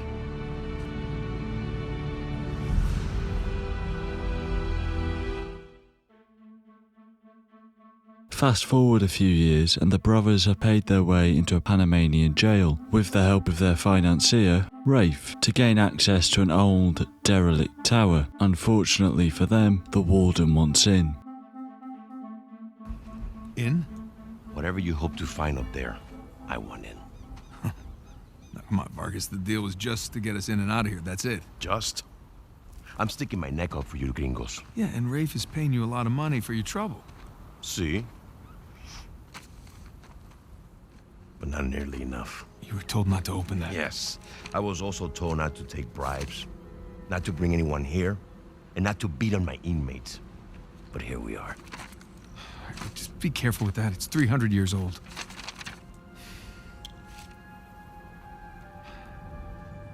I was a member of Captain Henry Avery's crew. You know who that is? He was a pirate. The pirate who pulled off the biggest heist in history and got away with it. I looked him up. That's great. Over $400 million worth of gold and jewels, all from one single ship. The Gunsway. Yeah. I'm familiar with the story. Can you get to the point? I occupied the highest cell in the Spaniards' prison. Here. I hope someday you will find your way into this infernal place, bear my cross, and discover the riches of paradise. What? What do you want? The riches of paradise. Oh, it's a metaphor. No. You and your friends did not pay to get into this infernal place in search of a metaphor. I want in. Right. I'll tell you what. Let me go up there, check out the prison cell. If there's still anything there after 300 years, you can take this up with Rafe. Come on.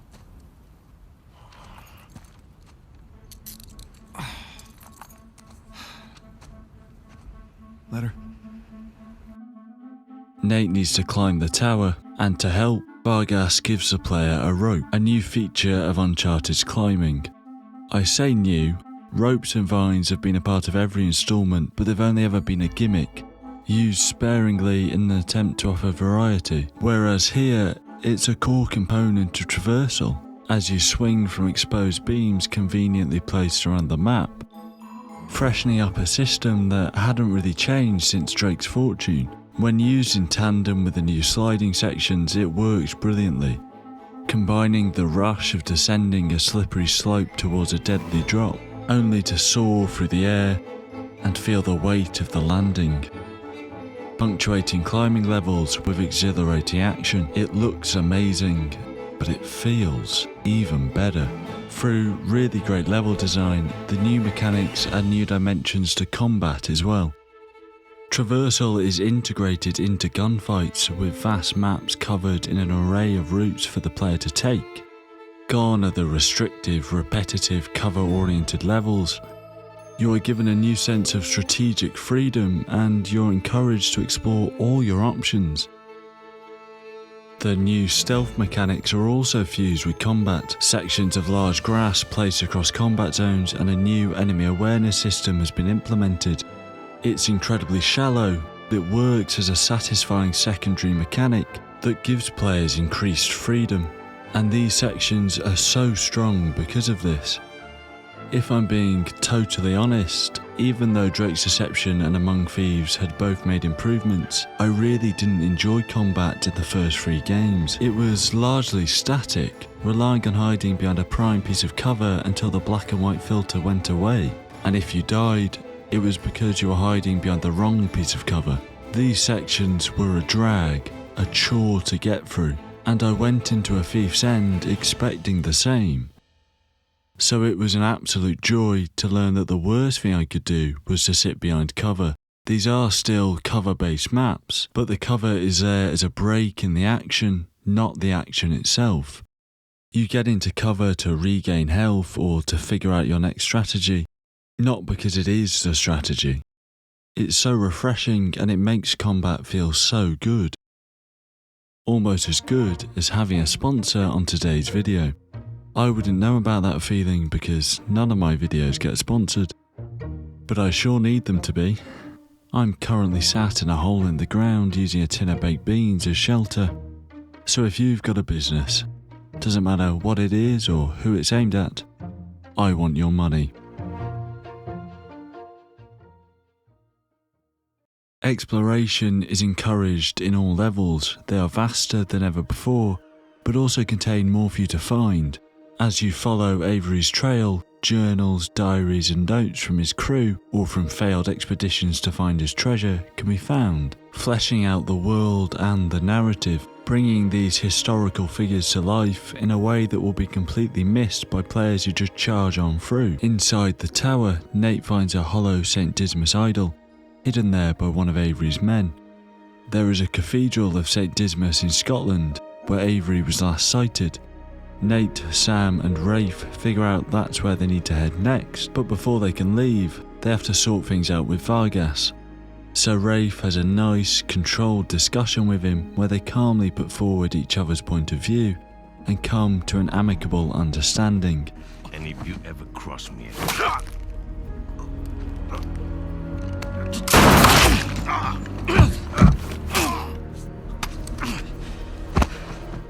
The prison goes into lockdown and the group shift into top gear, scrambling for their lives.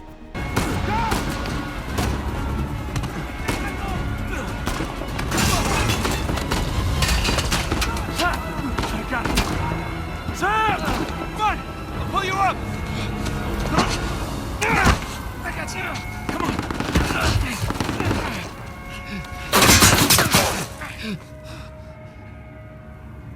Sam, no. No, you hold on! Hold on! Sam! Give me your other arm. Come on, reach. No!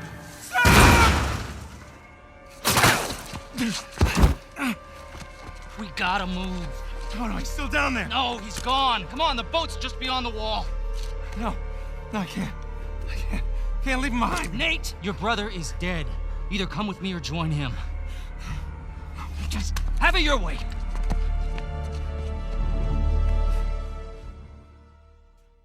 Distraught by the death of his brother, Nate parts ways with Rafe and gives up the hunt for Avery's treasure, going on globe-trotting jaunts with Sully and Elena before settling down, becoming a diver for a salvage company and starting a normal life with Elena, doing the dishes and playing Crash Bandicoot, until one fateful night.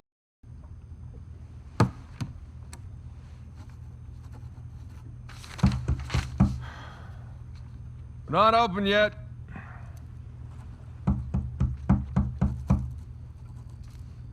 We're closed. Come on, man. All right, I'm coming. Asshole. Yeah, can I help you? Yeah, I'm, looking for my little brother. It's about your height, a little bit leaner. Definitely less gray in the temples. Sam? It's good to see you again, Nathan. God, Sam. Oh, all right. Take it easy. How? I thought you... I saw you get shot. Yes, you did. Right there. Huh? Jesus. Well, the doctors, they patched me up and they tossed me right back into the cell. Yeah, but I made calls. I checked everywhere. Everything I heard, everything I found, it all confirmed you were dead. Nathan, we killed a guard. Okay, so they wanted to see me rot in that cell for the rest of my life, and I nearly did. Jesus, Sam, man, if I had known, I swear to you, I would have come out. You would have come back. I know, Nathan. I know. What's important now, though, is that I'm out. Hey, you still with me? Need some air.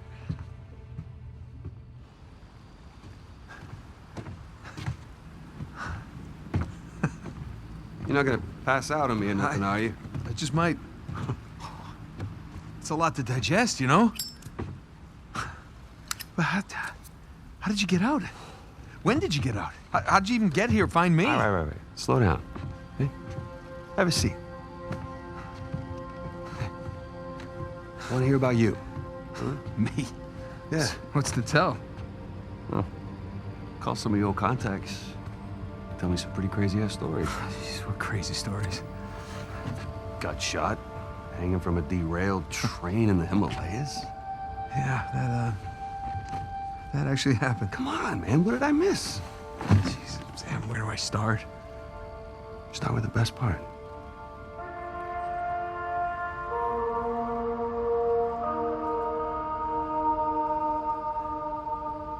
Okay, do you remember the theory that we had that Sir Francis Drake faked his own death? Yeah, sure. Okay, he did. I found the coffin. Off the coast of Panama? Yeah. All right, now get this. Okay, I open it up, right? And there's no body. But at the bottom is his old journal. Are you shitting me? I mean, what can I say? Another lost city destroyed, and we made it out alive. Barely. Unbelievable. Yeah, it was. I wish you could have been there. No, it's literally unbelievable. You tell me you stumble upon yet another archaeological gold mine, and somehow you manage to walk away with nothing. Yeah, well, it's a story of my life, I guess. But, you know, I managed to grab a few trinkets here and there. Paid off the car, the house, engagement ring, engagement ring. I'm married. I can't believe... Elena, from the stories, that's my wife. You gotta come meet her. Tonight, dinner. At my place. You're coming to dinner. I can tell her all about you. Sam was broken out by drug lord Hector Alcazar on the condition that he finds Avery's treasure in the next 3 months. And at this point, it is only Avery's treasure. It isn't until Nate and Sam have completed a number of Avery's tests in Scotland and Madagascar that they realise that what they are actually chasing is Libertalia. Those tests are an array of puzzles, and they hit exactly the right spot. They are challenging, requiring serious and careful deliberation, but when completed, the solution will feel unbelievably simple. And one particular small change is made which I think has a really positive impact on how players approach puzzles. Take the puzzles from any of the other games. They are detached from the rest of the games. They feel like mini-games because they are in no way related to the treasure you hunt, even though they must be completed to get to it. A Thief's End changes that. Almost all the puzzles are focused on the founders of Libertalia or Avery himself, making these sections far more cohesive. Nate reluctantly agrees to help Sam, telling Elena that the salvage company needed him for a job in Malaysia. Sam has learned of a second St. Dismas idol going up for sale at a swanky black market auction at the Rossi estate in Italy. Knowing they can't afford it, they hatch a plan to steal it. Their plan is to sneak in past the numerous armed guards and meet up with a certain old friend who was able to get an invite because they know the people running the auction. Know what I love about partying with a bunch of crooks? What's that? Nobody cares if you smoke indoors. But he isn't the only friendly face. Well, then he might as well be dead, right? Victor Sullivan! How the hell are you? Rafe? How long has it been? 10 years? 12? 15. It's amazing. All these years gone by, here we are, we're still haggling over dead people's junk. Really? Aren't you running your parents' business? My business now. But yes, that is my day job. Oh, that is one hell of a day job. You could probably afford to buy up everything on the block tonight. Well, sure. But what would be the point in that? And these days I'm only looking for the good stuff. Big scores. Rafe has paid for the idol to be moved to the top of the order, starting a race against the clock to cut off the power and swindle St. Dismas. If you've watched any of these very rare things called movies before, then you know how this goes. But this section is really quite brilliant. Firstly, because, and I'll hand over to Sully here. Okay, let's ruin this asshole's evening. Anyone? Rafe is a great villain, and it's just fun to screw him over. Rafe is far and away the best villain in the series. If you disagree, seek help. But seriously, the villains in the series so far have done bad things because they're bad people. They're bad people because they do bad things. And they do bad things because they're bad people. And I think you get where I'm going with this. Rafe is a man of huge wealth that was earned by his parents' business empire. He's hunting Avery's treasure to prove to himself that he doesn't need to have things handed to him on a silver platter, that he is more than his family's wealth. The wealth and power that his family's money gave him means he is quick to temper when he doesn't get what he wants, something that he's not used to. His entire motivation for hunting Avery's treasure is his pride, and it's ironically what makes him an inferior treasure hunter to the Drakes. For example, after the first Dismas Cross led him to the St. Dismas Cathedral, Rafe spent 15 years excavating, finding nothing. His flaws are explored. Aided by a masterful performance from Warren Cole, you can place some misguided resentment and pettiness. Come on, help me with Sam and I'll help you open the door. No, I'm not going to be able to enjoy one of these coins, knowing that you and your worthless brother are still sucking air. Hey, just calm down. You can practice your fencing when we get outside. Nate, just shut up. Seriously, Rafe, this is insane, even for you. You want to hear insane? Nathan Drake raced a madman and his entire army to the steppes of Shambhala. Jesus! Nathan Drake found the lost city in the middle of the Rub al-Khali desert. God damn it. Come on, we can get out of here together. Nathan Drake discovered the fabled El Dorado. Come on, Rafe, stop. Nathan Drake is a legend. You know, I shot the man who told me that. Look, I get it. You don't like me very much. You know, for all your greatness, Nate, you have nothing. You are nothing. And I warned you to get out of my way. And secondly, the dynamic that Nate, Sam and Sully have is just great. There's the same dry and witty dialogue as Nate and Sully have always had. Sam has the carefree charisma and dry humour of his brother, and so adds to this dynamic. But there's an obvious friction. Both Sam and Sully are important mentors to Nate, who both care deeply about him and have taught him a lot. There is a rivalry between the two that is hinted at during the heist, but is accentuated later in the story. This excellent character work and top-drawer presentation, supported by solid combat and stealth, make the black market auction a tremendously strong section.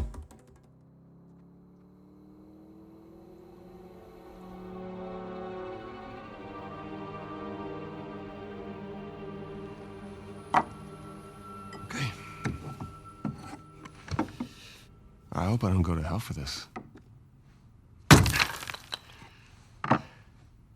Shit. What? It's empty. What? Oh, you're such an asshole. He's your brother. All right, skull and crossbones. Very good sign. It's Avery's insignia. What is this? Hodie mecum eris in paradiso. Today you will join me in paradise. It's what Jesus said to Saint Dismas on the cross. Right. But what about these numbers here? What do you make of this? Some kind of code. Or a phone number. Come on. The dates. Huh? Look. 1659. It's the year Avery was born. 1699. Let me guess. The year he died. Well, by most accounts, yeah, but it means we have date of birth, date of death, and paradise. Which means we're looking for Avery's grave. It's St. Dismas's cathedral. Wait a second. Hasn't Rafe been scouring that site for ages already? Yeah, the cathedral. See these symbols? Yeah. These are found on old Scottish gravestones. Right. Right? Now, look at this. The layout of this place is really unusual. Here's the cathedral, but the graveyard is way over here. Rafe's been focusing on the wrong area. Exactly. Guys, we're going to Scotland. All right. Wait up. You do realize that Rafe knows you're coming? Yeah, we can deal with that when we get there. Look, that psycho would like nothing better than for you to show up. Plus, he's got Nadine and a whole army to back him up. Yeah, but he doesn't have this. The biggest pirate treasure of all time is within our grasp. I thought this was about saving Sam. It is. Now, come on, it's both, right? We need the treasure so we can save Sam. How is Elena cool with all this? Jesus, kid. Look, it's just not that simple. Look, with all that you two have been through together, she wouldn't understand this. You are not giving her enough credit. I can't take that chance. Nathan, he's right. Things have changed. Rafe's involved now, and I can take this on my own, really. Great. Well, thank you for your input, both of you. Excuse me. Hey. Hey, it's me, yeah. No, the reception's lousy.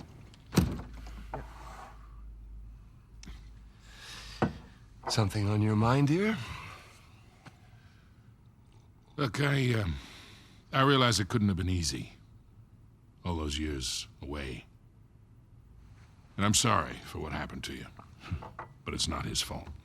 I never said that it was. It took a long time for him to get out of this game.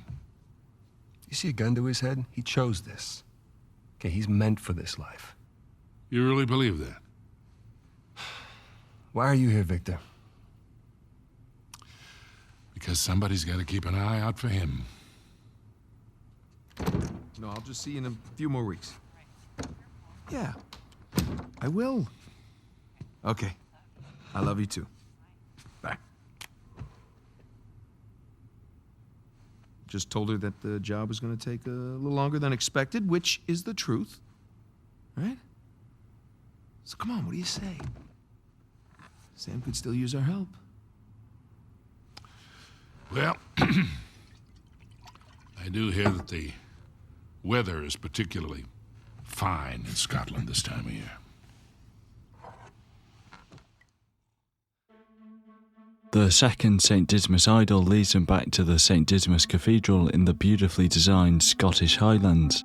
In particular, the grave of Benjamin Bridgman, one of Henry Avery's aliases. The brothers complete more of Avery's tests, have a run-in with Rafe's business partner, Nadine, and find a map of Madagascar pinpointing Kings Bay.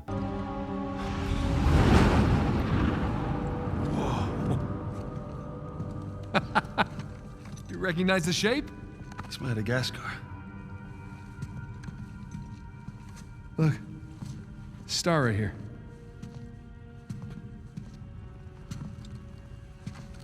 It's Kings Bay. Yes, it is. Son of a bitch. He's screwing with us. What are you talking about? Avery, he's screwing with us. This was supposed to be it, so where's the goddamn treasure, huh? I mean, Kings Bay, great. Well, what's next? North Pole? Outer space? Nathan. For those who prove worthy, paradise awaits. He was recruiting. Who was recruiting? Avery was recruiting. So just like clockwork, they pack their bags and get travelling, figuring out on the way that Avery was recruiting pirates to share his treasure with, but Nate's lie is becoming more difficult to maintain.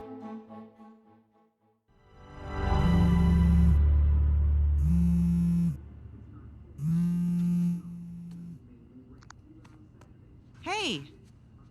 Hey, Nate? Hi, honey. Oh, hi, I've been trying to get a hold of you. Are you okay? Yeah, of course. What do you mean? Well, you know, the news. There's been all that flooding. Maybe going to Malaysia during the monsoon season wasn't such a good idea. Yeah, right. Right, yeah, it grounded us for sure. You know, had some equipment failure, but, you know, no one's hurt or anything. Well, as long as you guys are safe. So, are you going to start work tomorrow? Postponed, actually. Looks like we're gonna need maybe another 10 days or so. Ugh, 10 days? Hey, well, why don't I just, go ahead and buy a ticket then? You know, you don't have to do that. It's fine. I mean, you know, these guys always overestimate things. I'm sure it'll be less time than that. Okay, well, you know, don't rush. Make sure that you're safe. Oh, I will. Always do. Listen, I'm sorry, I gotta go. Jameson's calling me over. Okay. I love you. Love you too.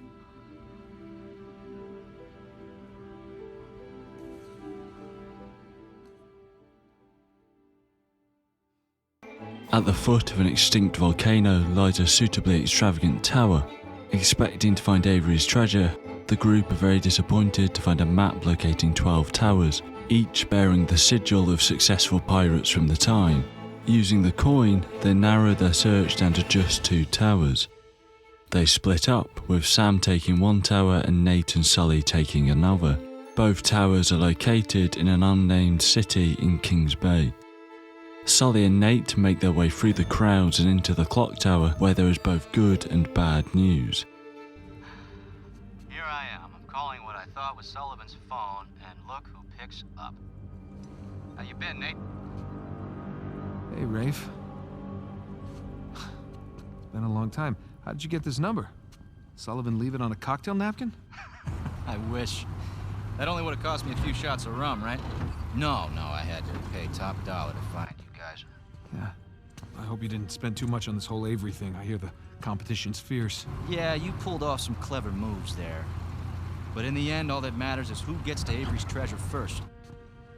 Well, that sounds like a bet. Hey, Nate, you know I'm always game, but my partner, well, she prefers to mitigate unnecessary risks. Wow. Rafe Adler, taking orders from somebody else. Oh, how times have changed. Look, Nate, I'm gonna make you a one-time offer here. You drop everything. Go home, live your life. And I'm willing to forgive and forget. For old time's sake. As tempting as that sounds, Rafe, I gotta say, I'm not normally the kind of guy who likes to quit while he's ahead. Okay. Proteus Quota sent you. For God and liberty. These are nice pictures, Nate. Good composition. You hacked our phones. You stole my cross. Listen, Nate. If you're half as smart as you think you are, you'll accept my offer. What's it gonna be? Listen, as nice as it's been to catch up with you, I really gotta take this call, so... Well, Nate, one more thing. Nate! What? You do realize that your phones are equipped with GPS, right? I'll see you soon, buddy. Shit. Nathan, do you understand what this means? Sam, listen to me. Get off the streets right now and destroy your phone. What's going on? Rafe knows where we are. All right, you gotta find someplace to hide. Sam? Sam! Damn it. Hey, I'll buy you a new one. What follows is the first proper set piece of A Thief's End, capitalising on the character development and story work done up to this point. Uncharted 2 and 3 had moments of great scale and spectacle that were visually impressive and awe-inspiring. But I wasn't invested in what happened. I was impressed by the technical feat, but never concerned for the well-being of an entirely replaceable action hero. 4 is lighter on big set pieces, but it makes every moment count. Meticulously planned and expertly presented, Naughty Dog put their 3 games of experience to good use on a technical level. For the Madagascan chase specifically, I cared about what happened to Sam. I don't want to go into detail until a certain point in the story, but I liked Sam, I sympathised with him, and I didn't want to see him get hurt. And this emotional investment is really hammered home in the next scene.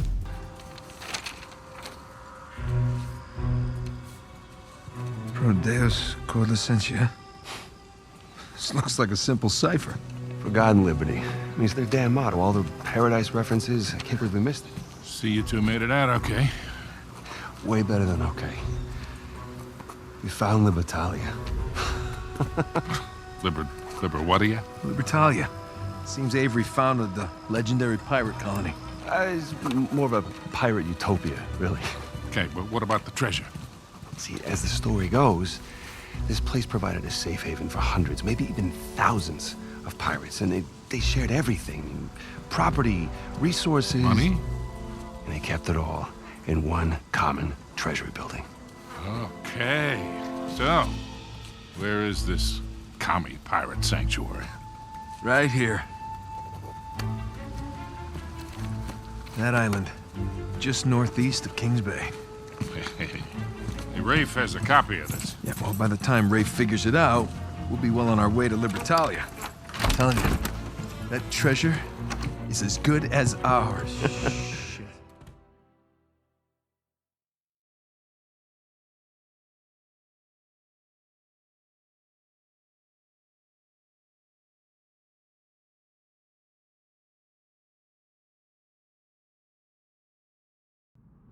Elena and Nate's relationship is properly explored for the first time in the series. Sure, in 3 we learned that they had married and split up again, but that was it. 4 takes it much further. The couple are living a comfortable life with legal jobs paying the bills. Despite living with the love of his life, rolling around the attic isn't enough for Nate. Something Elena seems to know. Hey, are you happy? When Sam comes back into his life, he spends the whole night telling him about his adventures. Before he tells him about Elena, Nate feels like he has to choose between a life he doesn't want with the woman he loves and the life he wants without her. So, instead of talking to her about it, being the mentally damaged orphan, he lies to her about it, throwing himself into life and death situations, and she wouldn't have known if harm came to him. Then when the lie unravels, he doesn't go crawling back to her with the tail between his legs. He sends Sully after her and heads off to Libertalia. And when it goes horrendously wrong, she comes back to save him. After the adventure is over, Elena forgives the horrendous lie, sees it from Nate's perspective and agrees to find a middle ground between the ordinary and the adventurous, going as far as to buy the salvage company off Jameson. And it's a tough storyline to play. It's clear Nate cares about Elena, but she makes concession after concession for him and he doesn't change. The player wants to believe Nate when he tells Elena that this time with Sam is different, but there's too many red flags. It's horrible to watch this character you've invested in ruin a relationship with someone they care deeply about. And so when you get to the epilogue and learn that Nate did change, settling down with Elena and having a somewhat normal life is a satisfying emotional payoff. Well, let's see. For me, it started when this guy called me up with a scoop on a massive historical find. It sounded like a complete fraud. Yeah, handsome fraud. No, I hadn't even met him yet. She knew. She knew. The Drake brothers find Libertalia, closely followed by Rafe and his army of mercenaries, and it looks stunning.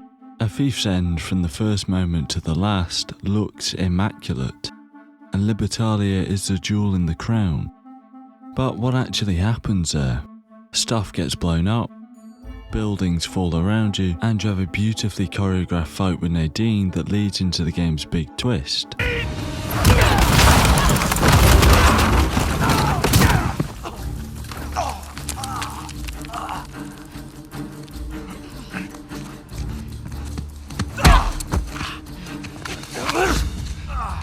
You're fast, but you're not that fast. Hey, forget about her. Come on, we gotta get out of here before they... Shit. Whoa, whoa, whoa, whoa, whoa. Everybody just calm down, okay? Well, this is interesting. Nate? Samuel? Put your guns down! All of you! No. Rafe, this guy's on edge. Oh, don't worry about him, Nadine. These guys don't kill anyone in cold blood. It's just not their style. You wanted to bet her life on that? Go ahead, then. Shoot her. Sam. I die, you both die. So be it. Not another step! I mean, like this? Sam, put the gun down. I warned you. Do it! It's done! Hold your fire! Don't shoot! Put it down. It's done. Okay? It's done. Don't worry, Nadine. It's not their style.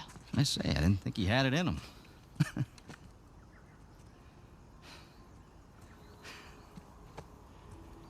Samuel, you okay? I guess you knew this moment was coming, huh? Hey! Come on, man. You already got us. Take it easy. Come on now, you're a businessman. Let's just work out a deal. Oh, a deal? Oh, yeah. Love to hear what you have in mind. Oh, you can go ahead. I'm listening.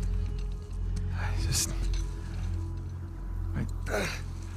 You want to find Avery's treasure? We'll help you find it. And in exchange, I let you live? Yeah. That and a small cut. His freedom. Nathan. Yeah. He did hard time. Our time. And the guy who broke him out, Hector Alcazar, he owes him a lot of money. Whoa, what the hell are you talking about, Nate? Hector Alcazar died in a shootout in Argentina like 6 months ago. I'm the one that got Samuel out.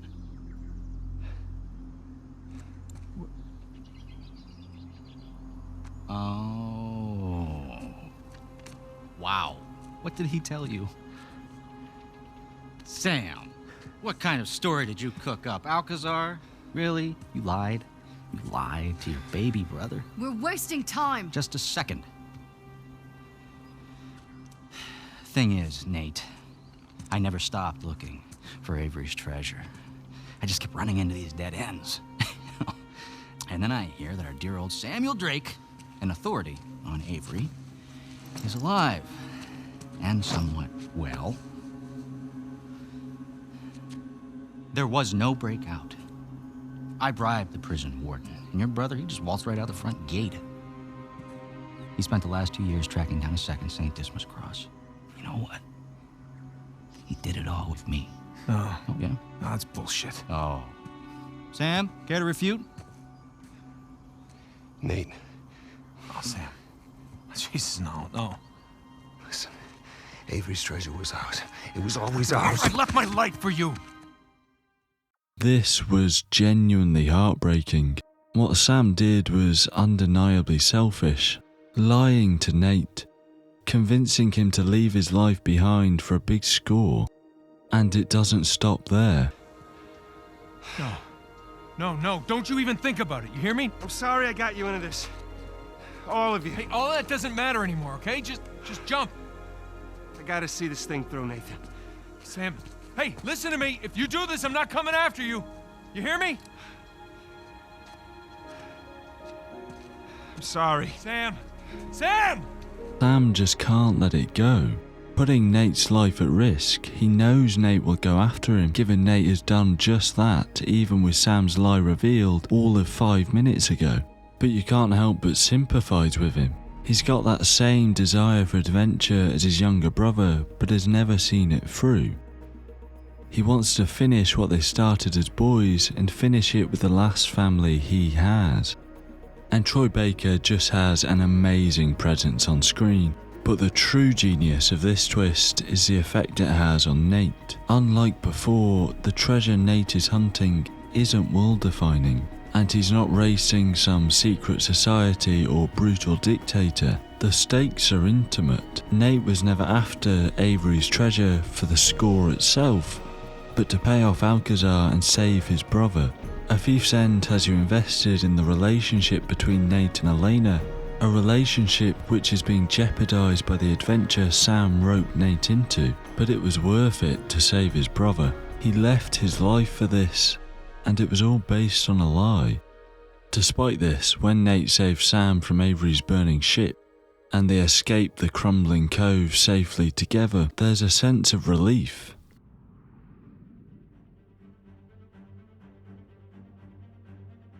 Uncharted 4 is elevated above the rest of the series because it treats its characters with enough sensitivity that even though characters like Sam have their flaws, they can be understood and maybe even forgiven.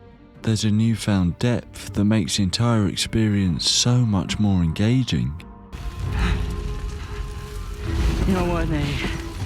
Underneath all the bravado, you're just a sad little boy with delusions of grandeur. Who, by the way, can't fence for shit. So long, Nathan Drake. Nathan! You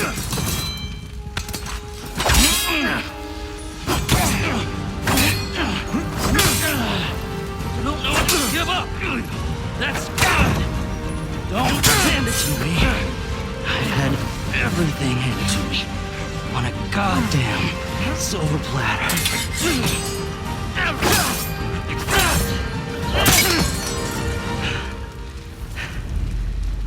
I earned this. All of it. You want the treasure, Rafe? It's all yours.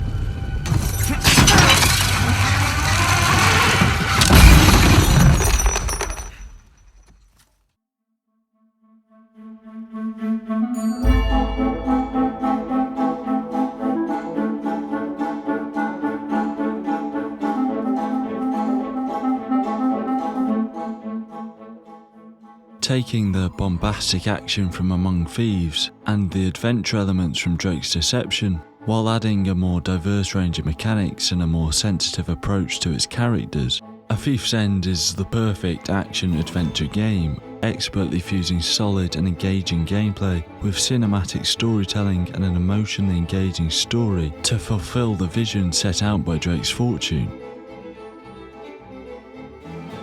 A fitting end to a great and important series that was at the forefront of the industry craze for mimicking cinema and perfected it.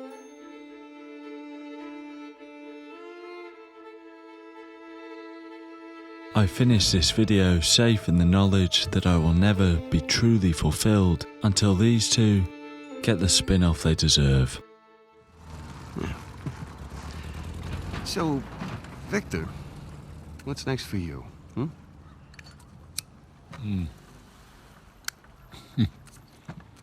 Well, before I got dragged into this, I was working on a business deal of sorts. Of sorts? Dangerous? With these people, yeah. It's up there. Well, I just so happen to know a certain someone recently out of prison who might be perfect for this kind of work. Ooh, I don't know. Is he trustworthy? More or less. How's his Portuguese? Quando seu marido volta para casa? What's that mean? How long before your husband gets home? That'll do. Come on. You got any more of those cigars? Don't push your luck.